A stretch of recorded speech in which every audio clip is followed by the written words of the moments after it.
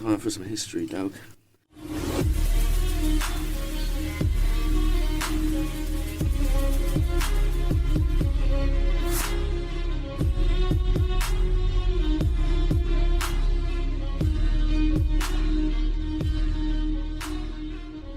Oh shit.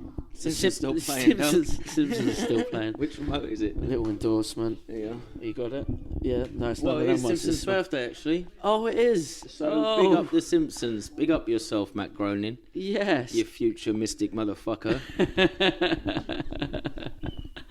The Simpsons obviously is the prolific one. Like, some of them I don't believe because there's some insane there's shit two ones. really like they're reaching. Yeah. But some of them are so convenient. I'm not. Is that Trump elevator one even real?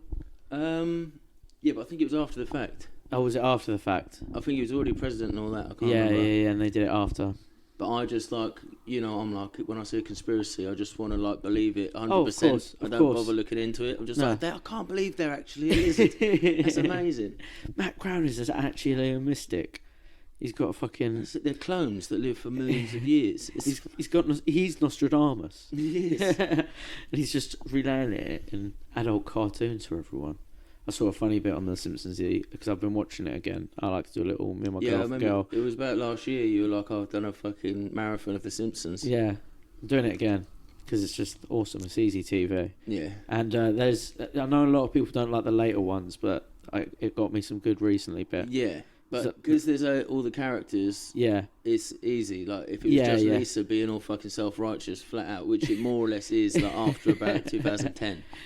But like, there's still the like comedy relief. Yeah, Of, there's like, Bart still doing some something bars. mischievous and that. So like there was this part where I know it's terrible to explain a Simpsons joke on a podcast, but fuck it. Mhm. There was a part where Krusty's at the Coliseum doing a live performance and he's fucking bombing. And he's like, "Come on, everyone! I know you're out there. I can hear the fucking grease on you." And it just fucking got me. I don't know why, bruv. I just fucking cracked up. Proper got me. But yeah, happy birthday, Matt Groening.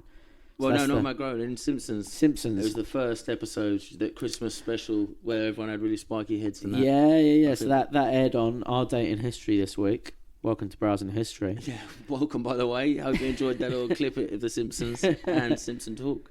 17th of December. That's going with the date we're going with, bro. That's a good day for birthdays, actually. I've got a few fucking killers. Yeah. Well, let's let everyone know what the episode is about. Unless I'm sure you probably know from the title and shit. But whatever, bro. Yeah, you've already clicked it. You get you've seen the fucking picture that we put out 3 days ago. Henry VIII, 17th of November, 1538. This is the date Henry VIII is excommunicated by Pope Paul III. Yeah, boy. So this is when he gets John Wick, bruv. He gets excommunicado. He deserved it. Who, John Wick or Henry. Henry VIII. Yeah, he does some naughty shit. Yeah. Can't believe he's fucking related to Henry V. Yeah, well, of course, they're all related, aren't they? Yeah, well, kind of distantly. But Yeah, it's like they he's all also go Henry. back to fucking Conqueror. True. And And it's a fucking... Let's start, bro. What birthdays you got for me on 17th of November, bruv? So this a shogun from the Fujiwara clan, so a massive clan. Oh, okay, I with remember the 5 families. Fujiwara. We mentioned them in the Genpei, actually, in the Genpei War the episode. Genpei Yeah, War. yeah. So that clan, Kamakara. So he's 1239 he was born. Nice. And he was dead by 18. God damn. He was Short-lived. married at 7, I think it was, to a 16-year-old bird. Oh. And they died at 18, so he just lived his life in fast forward. He lived life in the fast lane, bruv. Drifting round corners, taking emperors, getting older wives. Yeah. Imagine a 17-year-old with a 16-year-old girlfriend. Innit? She's driving in that. Taking him We're to not going to the McDonald's. helicopter park again. It's not my helicopter park. We'll just have a look in the bike shop or not. Happy Meals all the time, bruv. And not far away, same birthday, Go on. 1267. So it's like 20 odd years, 28 years. Yeah. Emperor Gouda. So Okay. he's the emperor during the first failed Mongol attack. Oh The shit! kamikaze. Really? Nice. That's cool. What do they call them? The divine winds. Yeah, we haven't covered that the Mongol attack on Japan yet. Well, that's kind of it. It was windy as fuck. It was windy Flopped. as fuck. Yeah, that's pretty much it. I mean, we could go into good detail on it. We could just tell the story from Ghost of Tsushima. Yeah. Yeah. Yes, do that. Let's do that thing I was talking about where we write a proper script. Yeah. We'll do that one. We'll get right into it like Shogun. That show's coming out, actually. That show about James Clavell and Will Adams. Yeah, we got a Will Adams episode as well, everyone. Yeah, we do. Everyone watch all our episodes as frequently as possible. And tell your friends. 1905, next birthday, is the White Death himself. Who's that? Simo Häyhä. Who's this? He was a Finnish sniper. Oh, okay. Killed over 500 communist Soviets. God damn. The Winter War in World War II. Fuck. Temperatures were between -20 and -40. When was he fighting the Soviets, though? Because, like, was it when the Soviets were fighting Nazi Germany? Because that's quite naughty. Yeah, but it's cold up there. They don't know what's going on. they're just like, anyone's coming at us. Basically Eskimo snipers. Yeah, okay, and fair. they're like, fuck your politics. Yeah. And fuck commies. Yeah, fair. All right. Big up Finland. How many did he shoot? Over 500. One so battle? His personal memoirs about 500, and then other accounts are like over 500. Jesus Christ. Just sitting up there in a cold little tower. That's it. No one sees him. Throwback to Stalin episode, also watch that, share that. Yep, that, subscribe that. So Stalin, as we know, is a bit of a fuck up. Absolute fuck up. He got bit of a drunk. What is it, the flip over to the Red Army or whatever it was? Yeah. He got rid of all the actual military specialists. He did. So these boys were going up against White Death without winter camo, nothing, just sending them as they was in their just fucking Soviet pyjamas. Running in the snow in fucking green clothes and shit. That's it, just popping up. Red Army, Imagine red flags and shit. a big whiteboard, every time someone puts a laser pointer on it, you got to shoot it. That's not actually that hard to get 500 bodies. It's not, bruv. I'd quit after about 200 if it was an arcade game. No, this is simple, this is shit. So, this is barbaric. Big up Simo, but also... He's playing with cheats. He's playing with fucking mods on. It's a bit of an XP farm, innit, bruv? Do you know what I mean? Yeah. Everyone would be well pissed. That was my kill, dickhead. You stole my kill, bruv. Yeah. And there's only 3 of them playing. Yeah. You've got all 500. It's out of order. Any other birthdays, bruv? This is quite a good one, so I don't actually need to get into, like I've explained the other ones. These are quick ones. Go on. But this one's also quite relevant to this episode. Pope Francis. Oh, really? Yeah, our current Pope. Oh, is it? Well, not ours, but the current Pope. The current Pope. He's a fuck up. They're all fuck ups. He's a bit of a fucking Henry himself. Eddie Kendricks, the soul singer. Okay, nice. 1939. Nice. Actually, I do need to explain this one. Bernard Hill. What does that mean to you? Bernard Hill. I recognise the name. King Theoden. Oh, is it? Yeah, I think he was in like an old like fucking Geordie comedy as well. Yeah. Headbutt people. Jacqueline Wilson, the Tracy Beaker books. Okay. That's a big one. That's like of our time as well. That is of our time.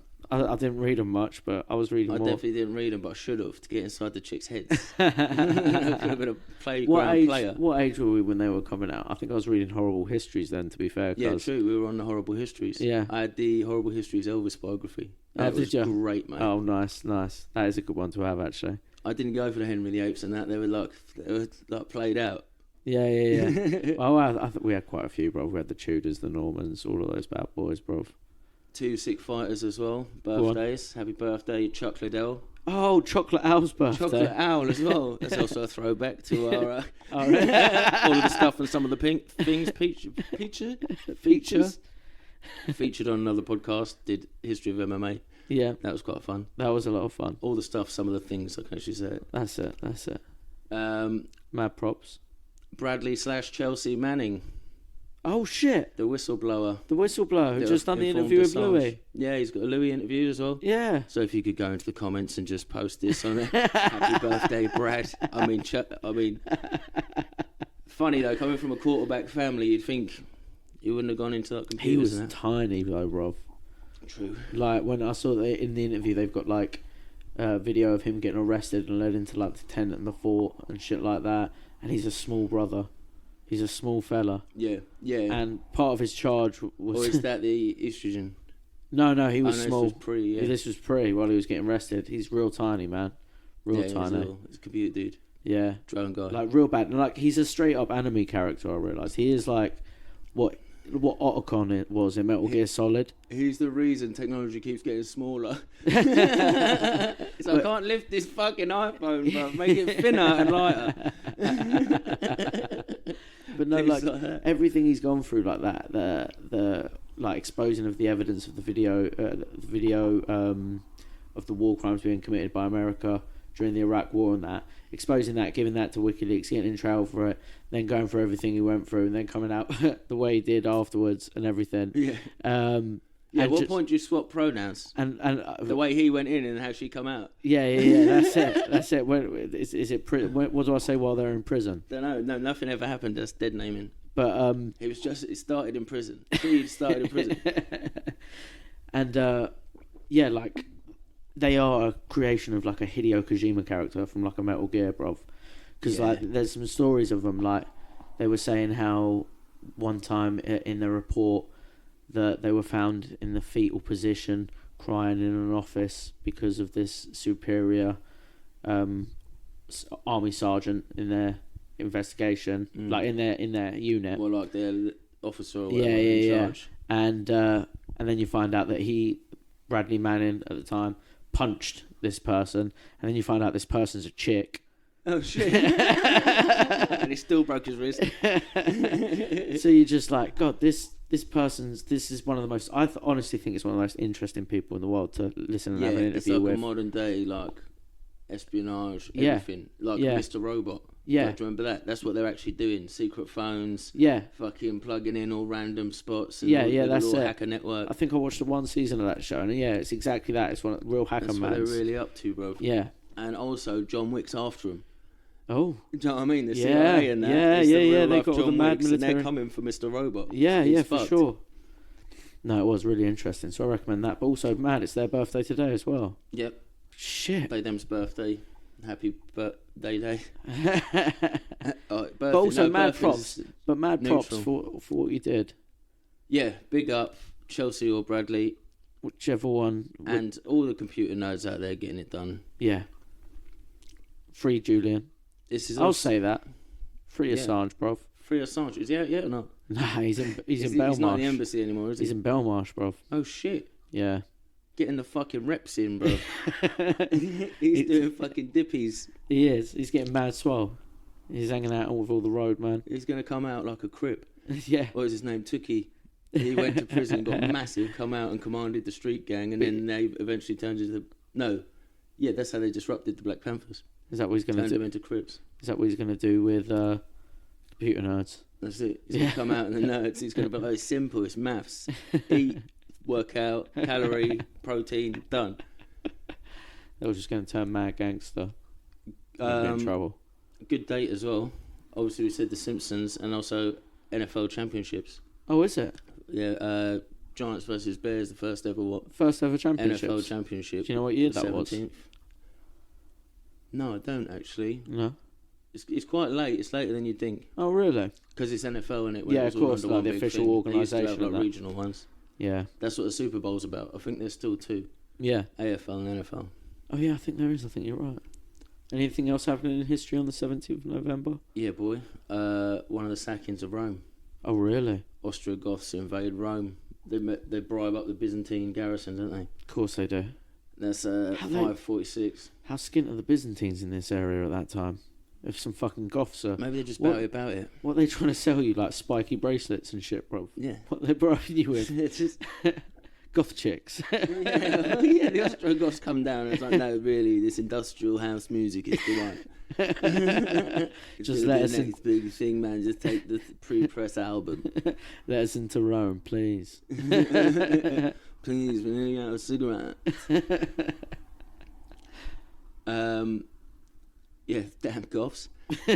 And then might even be a throwback to our fucking...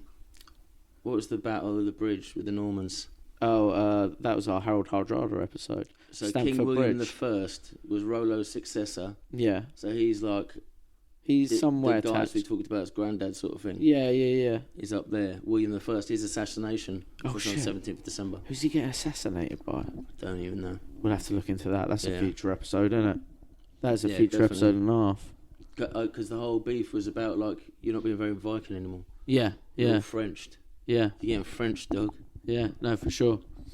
1790, so that's earlier than I thought it would be. The Aztec calendar Do you know the Ooh. Mayan calendar that said Yeah, the 2012 one or whatever? One was going to kill us all. Yeah, didn't. Or maybe it reset reality, because has any year felt real since? The Hadron Collider, was that around about the same time? Yeah. If it was, That's that's the mad prophecy. spooky.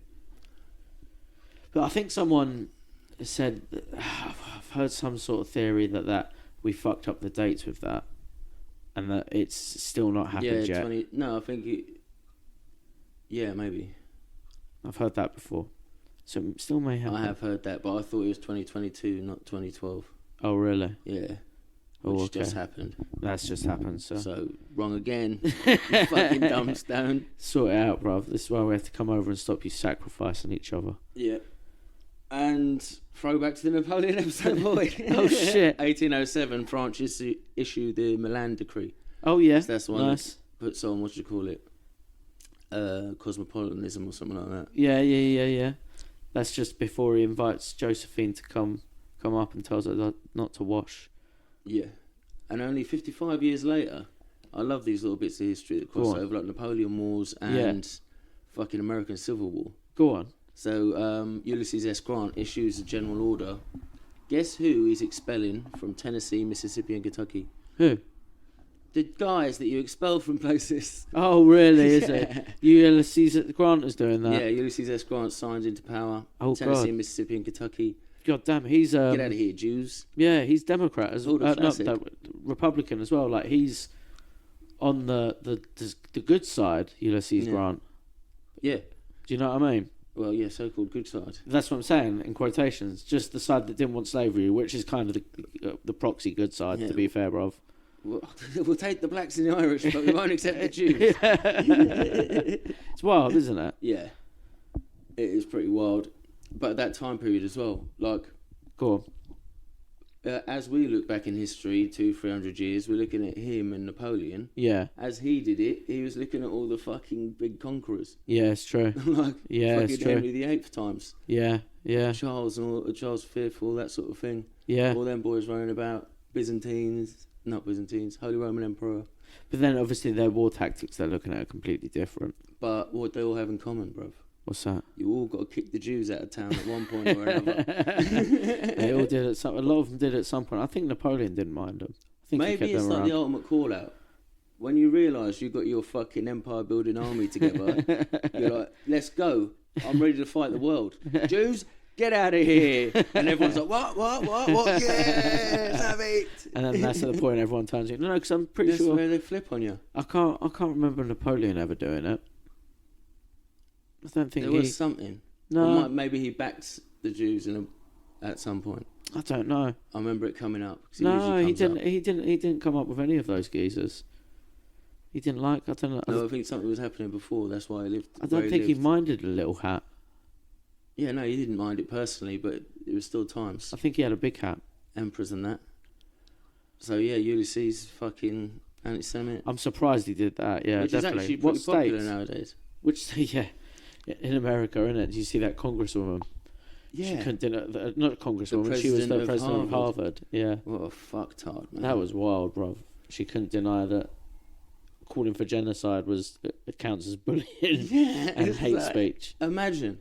Yeah. Mate, silly. It's getting silly out here. It is getting silly out here. It's literally like they're living their life off like fucking Instagram polls. Yeah. Not even Twitter polls. Yeah. Like, just like, oh yeah, no, 50% of people said this, we've got to go with this immediately. And you change your tone and you fucking say whatever you have to say to get through the press scrummage. And like they're all, the university has backed her and released like responses and that and everything already. It is actually getting wild out there, isn't it, bruv? Big time. Damn. People trying to expel the Jays again right now. Yeah, literally. This is what's happening. We're calling on the World War. But here's a good one, right? I found, while I was doing the research, December 17th is probably significant for flight. Go on. Not only because the big one, Wright brothers get their heavier than aircraft off the floor. They? Go on, lads. Well short. Good shout. The flight could have taken place in this room, bro. It was oh, really? Shit. It's a jump. Yeah, so the boys from Sheppey, they smashed it. They did like a massive one like a week later. So the Shaw brothers. The first ever ones. Yeah. Yeah, the Shorts. Yeah, they used to make boats around here as well. Yeah. Literally where we're sitting. Yeah, like right across. Yeah. But yeah, those dudes nearly beat them to it. Really? Like days or weeks. Damn. 1903. And then 1935, December 17th, Yeah. we got the first flight of the Douglas DC-3. Okay. And that's that big chrome twin propeller plane you see.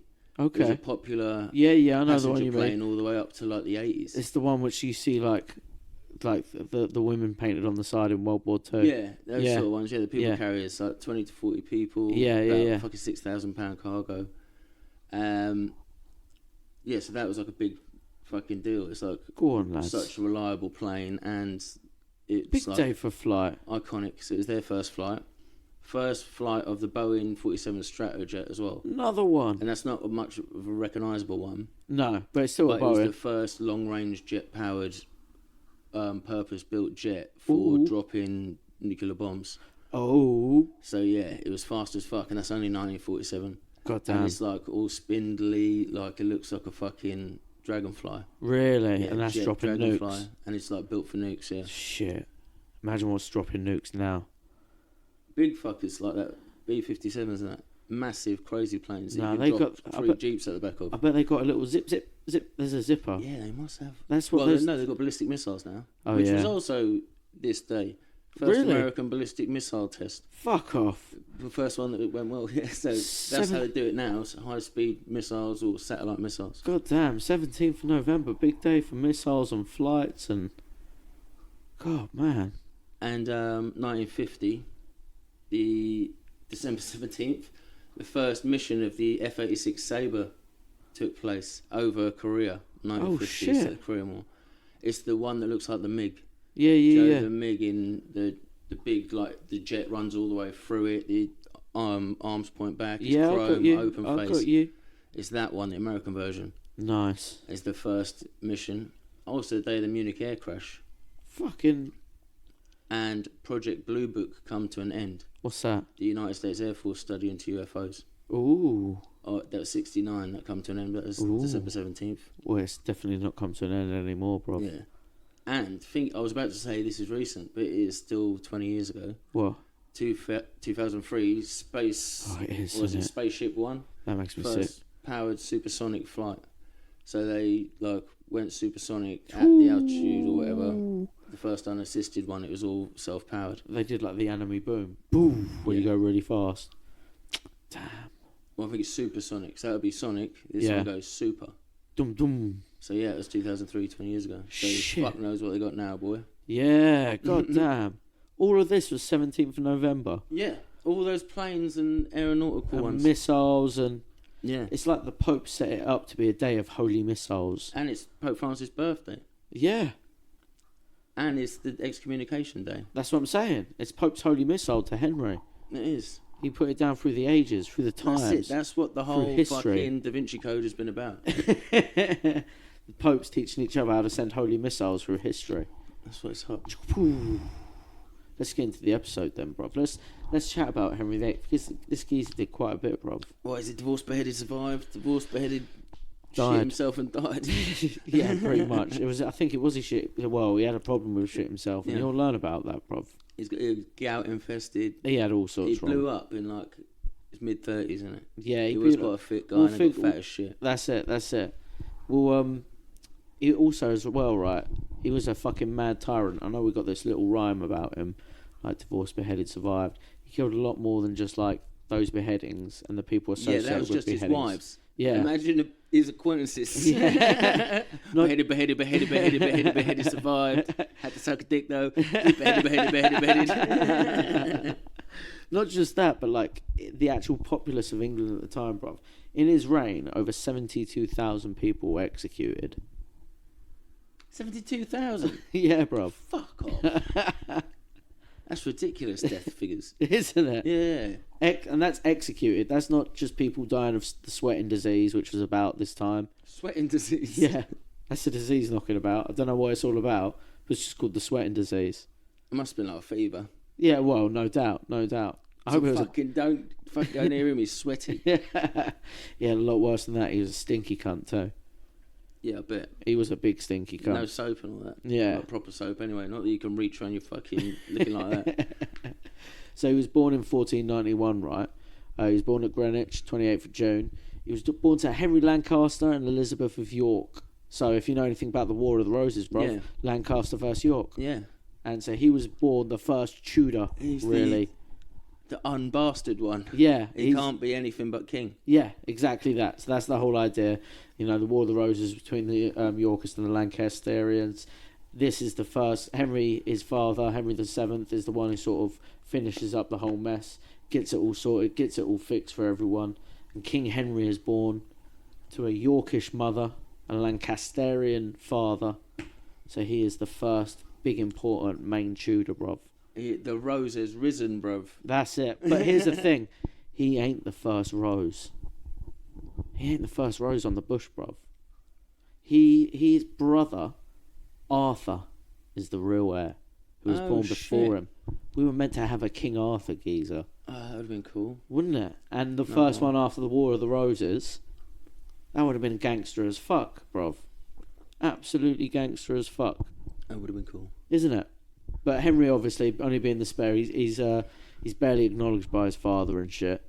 And the year of in his birth, is even like corrected by his own grandmother in the fucking text because she got it wrong and shit. Oh shit! Yeah, she's like fucked it up. Like, oh shit, maybe he was born this year.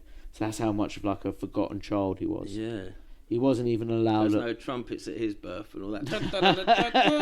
Everyone's like, look at Arthur, look at Arthur. Yeah, that's Arthur it. shit himself again.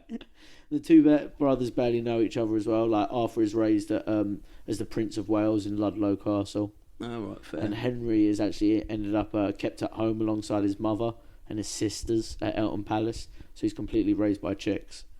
Oh fuck, that never goes well. And they all like dote on him and shit like that all the time. 1494, 3.5 years old. Henry Jr. though, he gets knighted well young, bruv. He gets knighted at like 3.5. Oh, Henry's son. Yeah, well, Henry VIII. Talk about Henry VIII. As a child, 3.5 years old. Henry VII. He's already prince, though, isn't he? Yeah, but he just gets knighted. He get knighted as well. Yeah. Oh. Yeah. Sick. He becomes a Knight of the Garter.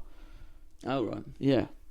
He's although a year later his youngest sister Elizabeth dies, and in 1497 Henry has to get moved about and shit. As a young kid, there's a bit of a rebellion going on. Mm. Like one of these geezers is pretending to be one of the princes in the tower from the end of the War of the Roses with Richard and that. Yeah. Oh and the fake ones. Yeah, the fake ones. This fake one comes over from France, and he's claiming he's basically got baby Henry's title, and he's the real one with that title. So Henry VII, baby Henry's dad, has to go clap him about and that. Imagine life before photo ID, bro. Just come up with a bit of paper. His handwriting's much nicer than your one, though. I believe it. Yeah, that's definitely him. And he said that's his name. And he said that's his mum's name. And this other bit of paper proves it. Yeah, that's it. You could just claim that shit. He just came over from France, like, yeah, it's definitely me, bro. Sick. So his daddy has to go clap them up, and little Henry has to spend a little time at the Tower of London, sort of living in there. But at a young age, Henry begins his education under the poet laureate, John Skelton. Nice. John Skelton, we've even got like a copy of this little book in the British Library, of this little textbook that John Skelton wrote for a young King Henry. Oh, sick. What, just private one? Yeah, like a... I thought you meant one of his books that fucking Henry's drawn dicks all over. Like, drew a fucking Hitler moustache on the little picture of Skelton and shit. What time's this? Like early 1500s? Yeah, man, this is... Is this what blew my mind? Michelangelo's about. Yeah, so this... Michelangelo's David is 1504. Yeah, so like, this is 1497 this happens. Henry, that's another thing about Henry. He is the quintessential Renaissance man. Yeah, he's getting classically trained by the classics. Yeah, he is... The real Renaissance. His teacher at a young age is the poet laureate of Britain during the Renaissance era. Like, come on, bruv. Yeah, shit. Do you know what I mean? That is cool. But do you want to know some of the things that the textbook said for Henry? And this was a personal one. These were written for Henry. Oh, shit. Little fucking 5-year-old Henry. Says shit like, loathe gluttony. So he was definitely a fat kid, bruv. Yeah. Do not be mean. He was obviously a little shit, bruv. Mean fat kid. That's why he had his homeschooled. consult philosophers. So he was obviously dumb as fuck too. Mm. And do not deflower virgins. Do not violate widows. Yeah, I don't know. I don't want to know the reason how they. Yeah. I'm hoping that one was just a guess by Skelton. Yeah. Yeah, how old is he? 6? He's some sort of young age, bro. He's just beginning his education. He was the prophet. That's what fucking Shelton was. Yeah, that's it. That was the future. That was another reincarnation of Matt Groening. Yeah, it was Matt. It was Matt again. So by 1502, on the 2nd of April, the day after April Fool's, so it could have all been a joke, but it definitely wasn't. His older brother Prince Arthur dies. Oh shit. Yeah, bruv. He leaves behind a widow as well. This woman called Catherine of Aragon. Oh shit. Yeah, I heard bro. about her. This must be, wait a minute, divorce. So Henry Jr. becomes the new heir after his brother Arthur dies. And he wasn't really getting prepared for kingdom either, was Not he? at all, bruv. Not He's at just all. like, don't rape widows. Yeah. Huh? What do you mean? Stop being fucking horrendous. Don't ever deflower a virgin. Please, promise me now, Henry. Look me in the eye. He's Stop just eating. there bending all his pencils. Sclap, sclap. Henry, stop eating. Stop it. Yeah. Stop it. You're such a mean, horrible bastard. Yeah, so he's now getting ready to become king.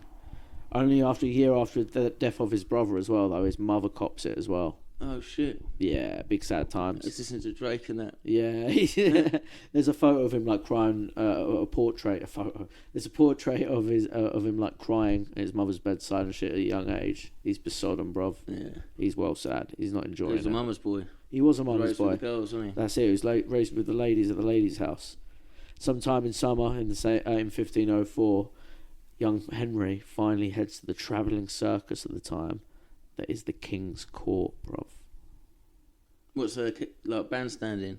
Like he's going into the King's Court. So the King's Court at the time. Oh, I thought you meant travelling circuses in like they turn up No, on no. horses and just pitch a tent and then you come in the middle and you're like, welcome Not to like court. that, but like the King's Court back then. Like, do you know all of these manor houses and all these castles they've got? It all exists because all the King's Court used to be was like a fucking tour. Oh yeah, And and they just used to- I've got to go see Lady Nottingham and then obviously Lady Sussex is going to be there. That's it, and they pop over to all these houses and all these people, party houses, and because you got to think the way Tudors live, because they're stinky cunts and they're messy cunts and they're horrible cunts, they all You've used got to get just out of the fuck out of there soon. yeah, that's it. They used to just trash these places, and that was court was, and they just dart around all these different houses around these countries and all around. Shit, of course. Yeah, It all makes sense. yeah, I've never fucking thought about it like that. That's exactly what they've been doing. yeah. This is what fucking divine right of rule and all that comes from. This is ridiculous. They've all just been doing it. Come see my house, sesh. I've got a midget. She farts flames. That's exactly what it is, bruv. Except Henry was bringing his own dwarfs and his own midgets and shit like that. Yeah. But yeah, so 1504, Henry finally joins his dad's court, Henry VII's court. When he gets there, he's often found alongside his father at court. There's sort of like mixed things said about young Henry at court. Some people say that when he was in court, he rarely spoke unless asked a question. Mm. So he would keep things quiet. And he didn't really get on with his dad, right? Because obviously he was a bit of a mama's boy. His dad paid him no attention before Arthur died. And he sort of kept quiet. Some people think he was sort of like seething under there a bit. But if you asked him a question, he'd answer. Yeah. But then there's another report that that apparently a French ambassador once exclaimed that the king got so mad he believed he would murder his own son. Oh shit. So they obviously got in front of a dispute in front of people, because at the same time, like Henry VII, he was like aging and paranoid king, bruv. He was getting old and he was getting suspicious.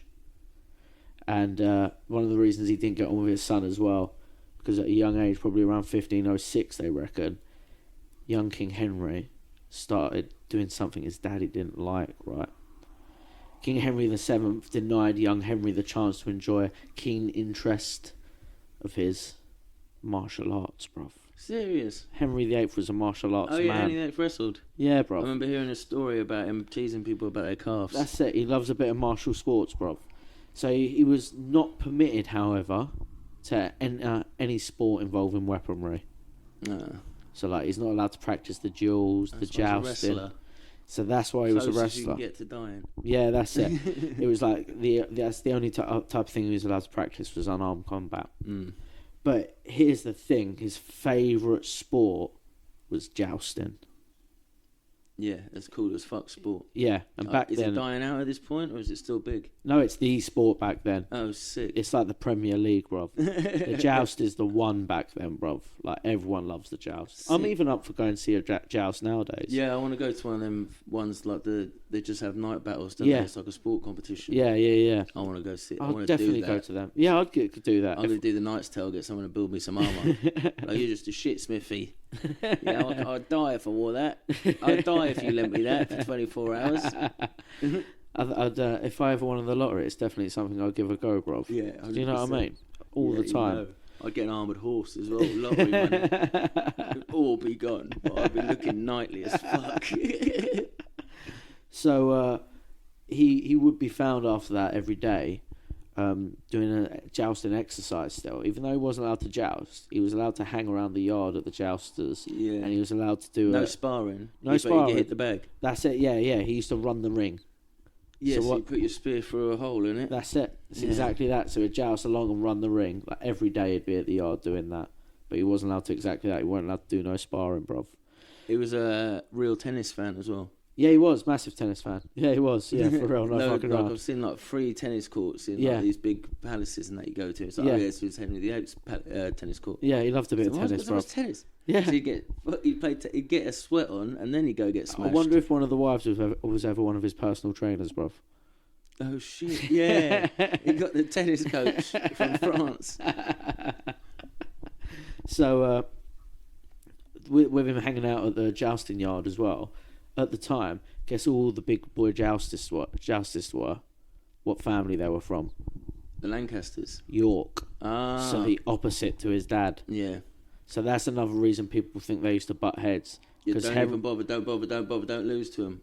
Never compete and then you can't lose. No, it's Henry is hanging out with all the boys down at the yard. Oh, right. All the so time. he's at the gym with the Yorkies all the time. Yeah. Oh, that's funny, man. He's hanging out with all the Yorkists, all his mum's old boys, because his mum's a he's a mama's boy. Yorkist. And and they're all jousters, all the top jousters. So he loves a bit of jousting. He's hanging out with all them, whereas Dad's the Lancaster and whatever you fucking say it. Yeah, sitting back in on the his front. dad's still got PTSD of all the guys Yeah. that still look like that. Yeah, Do you know what I mean? He's Yeah. coming in and he's like, your uncle was... So that's one of the reasons they reckon they're feuding a lot as well. Yeah. Because secretly Henry was a bit of a Yorkist boy, bruv. I thought kill the beef. I thought that was the whole point. I thought I was born the unbastard. Yeah, it's true. But he wants to joust. Just let the man joust.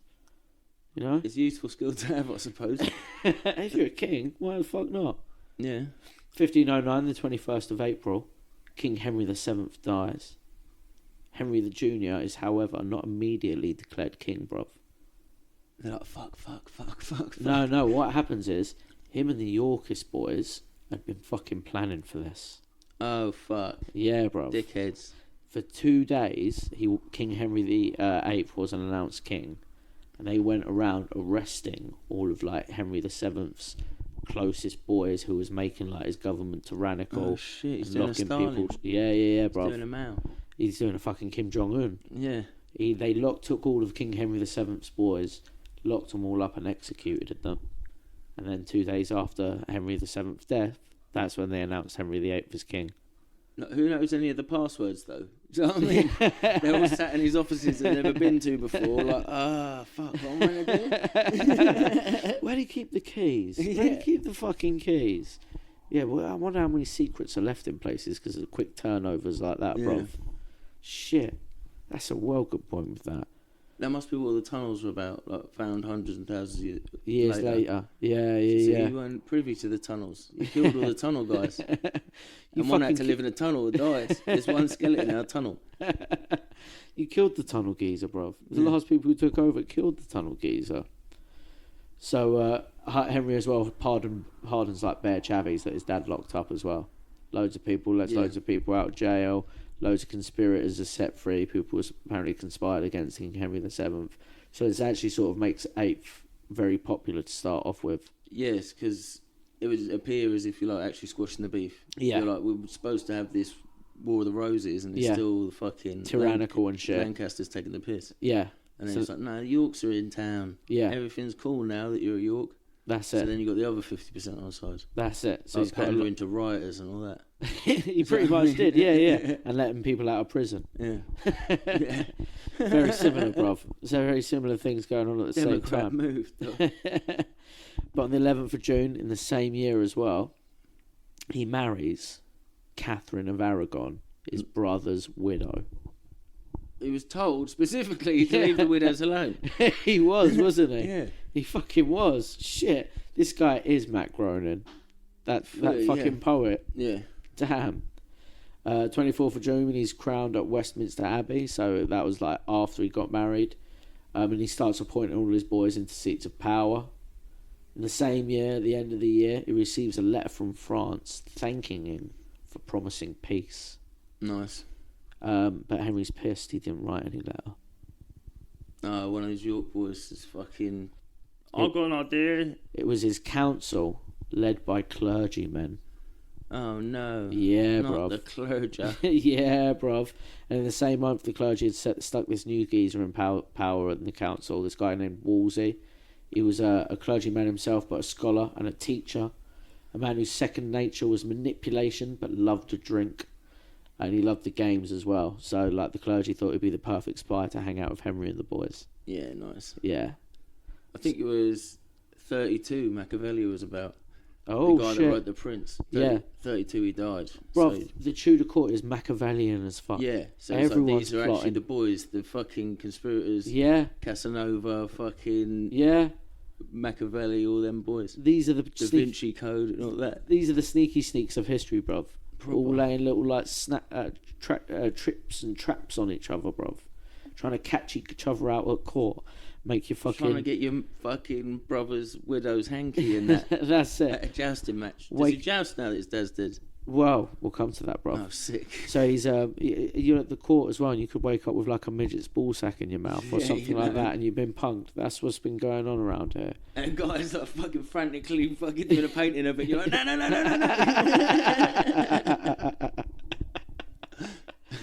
So in 1510, on the 12th of January, a year after all of that happened, right? 18-year-old Henry VIII does a little rebellion against his council. So his council they've done this pretty strict little rule, and it's a rule similar to his daddy's. They've told him, you're the king now. You certainly can't be doing martial combats and jousting and shit like that. Yeah, no injuries, you're a star. No, that's it. You're a superstar. Don't damage the face. Well, a private joust in Richmond Park, a disguised knight pulls off of his helmet. Is this the fucking Knight's Tale story? It's King Henry VIII, bruv. Oh shit! He pulls off his helmet at this private joust in Richmond Park. Like, it's me all along. Fuck the council's wishes. Yes. I am the council. I am the king. Fake news. Firing up the boys at the fucking, in some rodeo park. Then he starts like calling after that. He's like calling a parliament together, trying to get all the everyone to chat about that letter from France. So he's pissed about that now. He's showing straight defiance to the council. Like, I'll joust. I don't give a fuck. Let's get the boys together. We need to chat about France. Yeah. And he has at the same time a Venetian ambassador in his ear, egging him on to do a war with France as well. Oh shit! And you know it's the Renaissance. Them Venetians be slimy as fuck, bro. Like, they're like fucking, what's it called? Like desensitized. Yeah. Venice was a fucking party, bro. That's it. Well, Comes to court and you ain't even impressed. Henry's court is meant to be a bit of a party. Yeah. Like, it's all meant to be a bit like that's why super Venetians wild. there. And here's the thing as well. Henry's a proper geezer. He's a proper English geezer at the time, right? And guess who he hero worships? Who? Henry V. Yeah, boy. So he was a bit of a ladies' man before he became king, though. Well, this is according to that movie, right? Yeah, that's the only thing that I know about him that makes him cool as fuck. Actually, I got another fucking Henry V fact. Go on. His surgeons invented a tool for removing an arrowhead, Oh. and it is fucking brutal, bro. Oh, really? It's like, I'd say 15 mil. Go on. Like round, and it's like a giant pair of tweezers with a hole all the way through it, like a groove that you can fit a corkscrew. And they dug out all the wood first. Stop it. Pulled that. Stop it. And then they wind another stick in. It opens the tweezer part. Yeah. Okay. And it grabs the back of the arrow, and they pulled that all the way out, and it was 6 inches in his face. That is fucking disgusting. So he was the hardest cunt probably ever. That is fucking rank, bruv. Yeah, Henry V is cool as shit. So yeah, you can see why Henry VIII hero worships him. Yeah. And so it don't take much to persuade Henry to go to war with France after that letter. True, he's like, I need an Agincourt. Yeah. I need to go do something cool, I can joust. Exactly. He wants exactly that. He wants an Agincourt. Here's the thing as well, it doesn't help that the Venetian king also sent Henry barrels of Italian wine. Yeah. Wine that doesn't taste like bile. Golden robes. Oh shit. And 100 Parmesan cheeses. Oh shit. This explains the fucking size of him.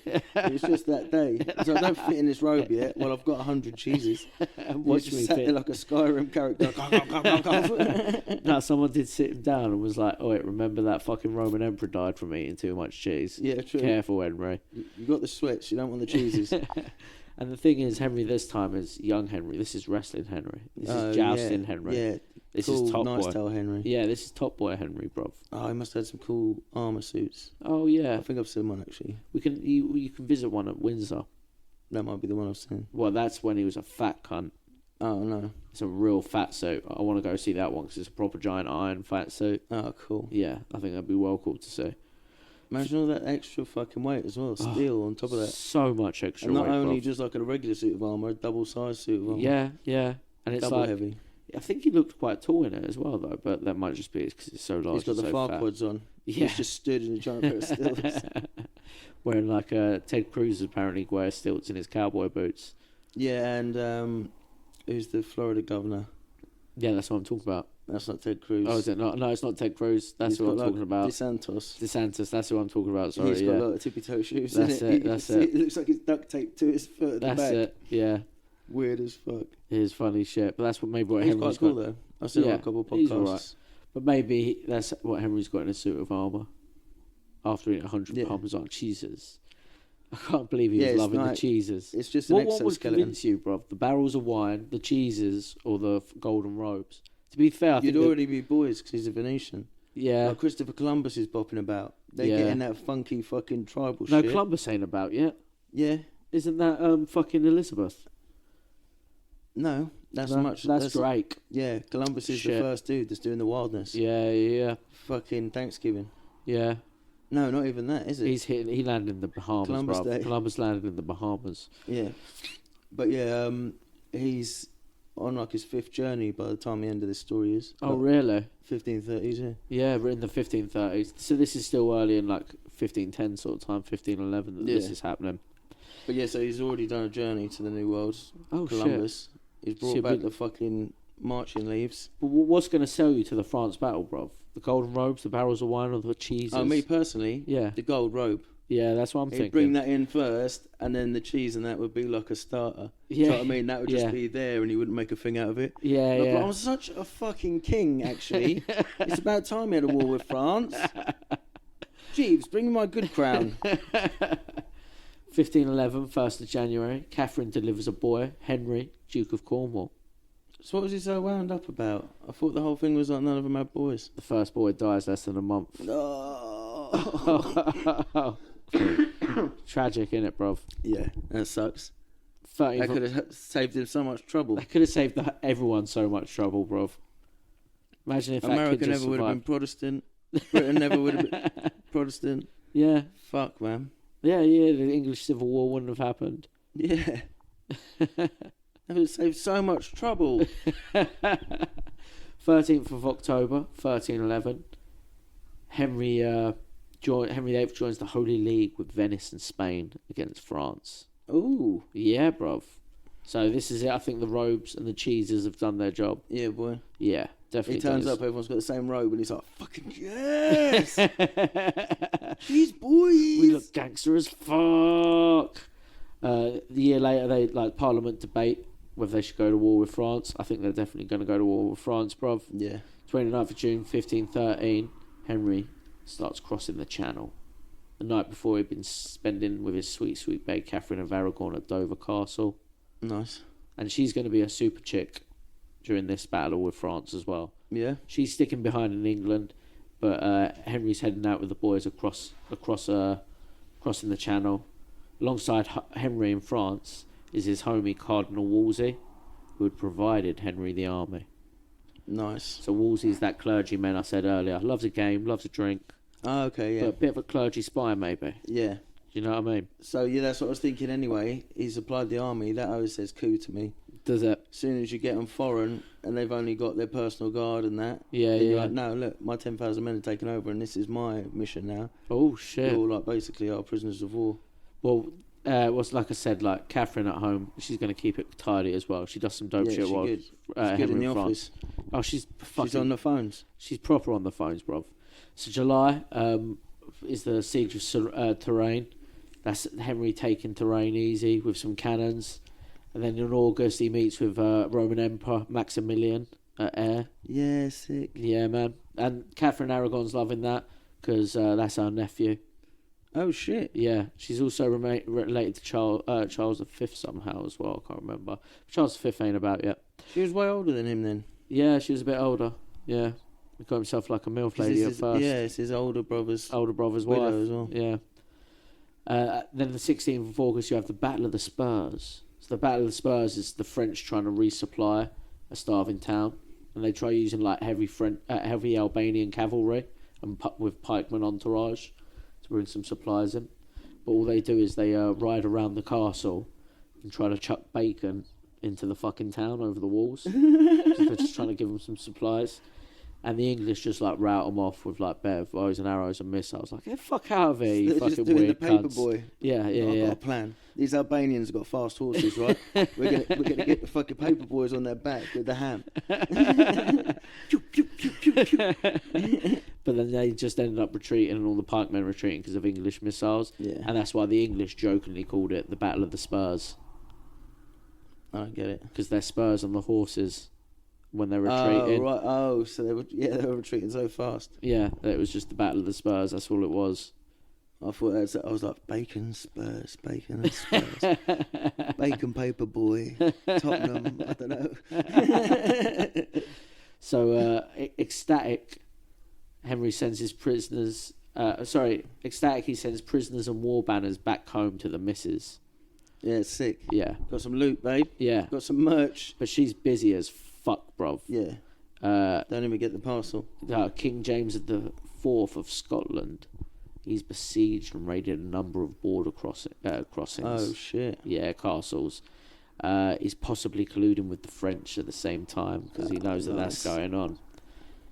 And Henry enters, but on the 10th of September, before wifey has anything to deal with that, Henry enters Lille to a great ceremony held by the Margaret of Savoy. And that night it's said that Henry played on the lute, the harp, the lyre, the flute and the horn, and danced till nearly dawn like a stag. Fucking hell. Yeah, bro. He was a talented Renaissance man. He was the Renaissance He man. could wrestle and he could loot. Took a French little town and then went in and partied the fuck. Yeah. Absolute Donny, Every bruv. bar he went in, he's like, gets on the piano. That's Next bar, gets on the loop. Absolute Donny, wasn't he, bruv? It was pretty fucking cool. And at this time, this is young Henry in shape, wrestling Chavez, Yeah. being a kid. War Henry. War Henry in France. Campaign Henry. Yeah, that's it. I mean, he campaigns as an old man too, but still, Yeah. this is young That was his Henry. Vegas years. This is he's probably gassed out his mind, early 20s. Just watched that film I watched about Henry V. He's like, yes! And the same day he's doing all of that, the joint armies of his and Maximilian's pop by Tournai and begin a siege of it. So while he's partying, his armies are just starting a siege somewhere else. That's sick. You boys go on ahead. I see a fucking fiddle in the distance. I hear a tavern calling, bruv. Is that a dulcimer? So Henry does eventually pop by. Oh no, it's the end of the beer crawl and he's found a music shop. They're like, fuck! We're going without you, Henry. Accordions out and that. Just fucking leave him here, he'll catch up. Yeah. He'll tire himself out. So, after that, on the 9th of September, bruv, an encamping army were in England from Scotland, and they decide to take a hilltop position at a place called Flodden. And at the bottom is an outnumbered English army, all mustered up by Catherine of Aragon. Sick. Yeah, she got the Earl of Surrey to come and bring in the boys in and bring the army. Oh, she owed him a favour. He owed her a favour. And she stands in front of the boys before the battle and spurs them on with a speech. Yeah? Yeah, bruv. Do you reckon they're eye rolling? This is her telling the story. Yeah, She's that's just there it. like, inclusivity, and sometimes everyone has a hard day. Just because they're Scottish and they eat sheep's bladder. But yeah, apparently this spurs the lads on, and they're outnumbered 26,000 to 40,000. But the battle is said to be a victory for the English bill over the Scottish pike. Nice. So like the English bill is almost like the spear with a bit more of a curve on what's it. it And called? that. The beefeaters carry one. Yeah, that's it. What do you call them? Halibut, maybe. That's similar. Halberd. Yeah, it's like it's a fatter axia. It's That's pike, it. basically, isn't it? That's exactly it. But yeah, it's said to be a win for the English bill over the Scottish pike. Stabbing involved, the battle was still favoured thanks to the English army's superior artillery. Because back then, people had cannons, bro. Yeah, there's cannons about. Yeah. That's what I always forget about Tudor times. Yeah. They're rocking these sieges with cannons, Big blasting. fucking, like, massive, unreboundable ones as well. Yeah. They're just sitting there playing Looney Tunes every day. Yeah. You know what I mean? Sieging castles, shooting. Hoping it doesn't backfire on you. Yeah. So after that battle, Catherine sends the blood-stained coat and gauntlets of the Scottish king to Henry, because she kills the Scottish king, bruv. She's a fucking geezer. And suggests using the coat as a battle banner. Oh, she's hearts and minds, bruv. You thought you had merch? Look at this merch. She's fucking sick, isn't she? Yeah, she's pretty fucking ruthless. It's such a shame that he fucking fucks her over, but it's pretty sick. 21st of September, another place in France, Tournai, falls after several days of bombardment from English cannons. Just Henry sitting there being as a geezer, drinking, watching the cannons bombard it for days on end. Lawn chair, you reckon? Yeah, definitely, bro. Like one of them fireworks show. It's just got a twinkler. sitting there drinking, playing his lute, like in his full body armor, like yes, bruv. Like Napoleon at the pyramids. Yeah. Allegedly. But yeah, I reckon he was just sitting there like a football fan wears a full kit. Yeah. He's sitting there in full armour, just watching them fucking cannon the shit out of this Has the town. bloody shirt arrived yet? Oh, I hope so. He's got that propped up like windbreak. Come on, lads. He's got a hanky on his head tied in 4 knots. And he's got his trousers rolled up. Got his armour rolled up, bruv. Just like the ankle plate, calf plates aren't on because he loves his calves and he's got them Or out he's of show. taking his big Farquhar legs off and he's just got 2 little tiny feet dangling out. Hanging On off the edge of the director's lawn chair. No ear protection back then either. No, not That at must all. have been fucking wild. Oh yeah, he's losing his hearing. But after that, Geezer's made it. He's the top knight of Europe, bruv. He's an absolute champion, and his missus is a nutter, so he decides to head home. Yeah, he's like, I want some of that crazy fucking adrenaline pussy right now. And then October. Here's the thing: during all of that, Catherine of Aragon has been pregnant as well. Oh shit! In October 1513, Catherine gives birth to another son. Oh no! Who dies shortly after birth. Fuck! Why she got these fucking weak dead sons? She's used up all her tests. She hasn't. She's been too fucking manly to produce a man. Then later in October that year, There's the Treaty of Lille. France and England sign a little treaty together. Winter's fast approaching. But actually, no, sorry, it's not between England and France. It's between England, Spain, and Venice. Because they're actually like, yo, let's swear to come back next year. That's what the treaty's about. We've got to get your numbers, boys. It's been a sick week. Let's make a group chat now called Marbella Boys. Toulon boys. Toulon. Let's call it. They're in the kitchen at the end of the rave. Next year, yeah? Same festival. I'll see you here. It's exactly that, bruv. Serendipity, man. Wolsey is pissed about this, though, because he thinks that in the treaty, he set it so that his sister, Henry set it so his sister marries Ferdinand. But Wolsey's pissed because he thinks, I can actually sort all this mess out with France if you let the French king marry your sister, because the French king's wife is dying. Oh, shit. Yeah. Perfect times. Wolsey's privy to this information. That's a fucking Jesuit mission there, bruv. Yeah, innit? And also, Wolsey thinks Mary's too hot for fucking Ferdinand. Yeah, true. It's like you get a better dowry for that one. Yeah, that's it. Henry don't give a fuck, though, and he heads back to England to party it up. He starts fucking business off and everything, all sorts of shit like that. He starts going off to joust instead, hunt.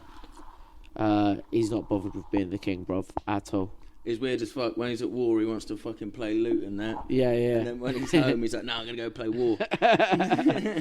And, he ends up leaving the country to mostly Wolsey to run after that. No wonder he got all... Like, this is like the classic fucking fucked up millionaire story, isn't it? Yeah. All this business, everything was going fine. I left it to my advisor and he fucked me. Yeah, completely. Fuck my advisor. It's all his fault. I didn't do anything wrong. Yeah. He's always going to have that perfect little scapegoat just ready to tell him he can tell to fuck off. In June in 1514, the king's new flagship, Henry Gracedieu, is launched in his presence on the Thames at Erith, Essex.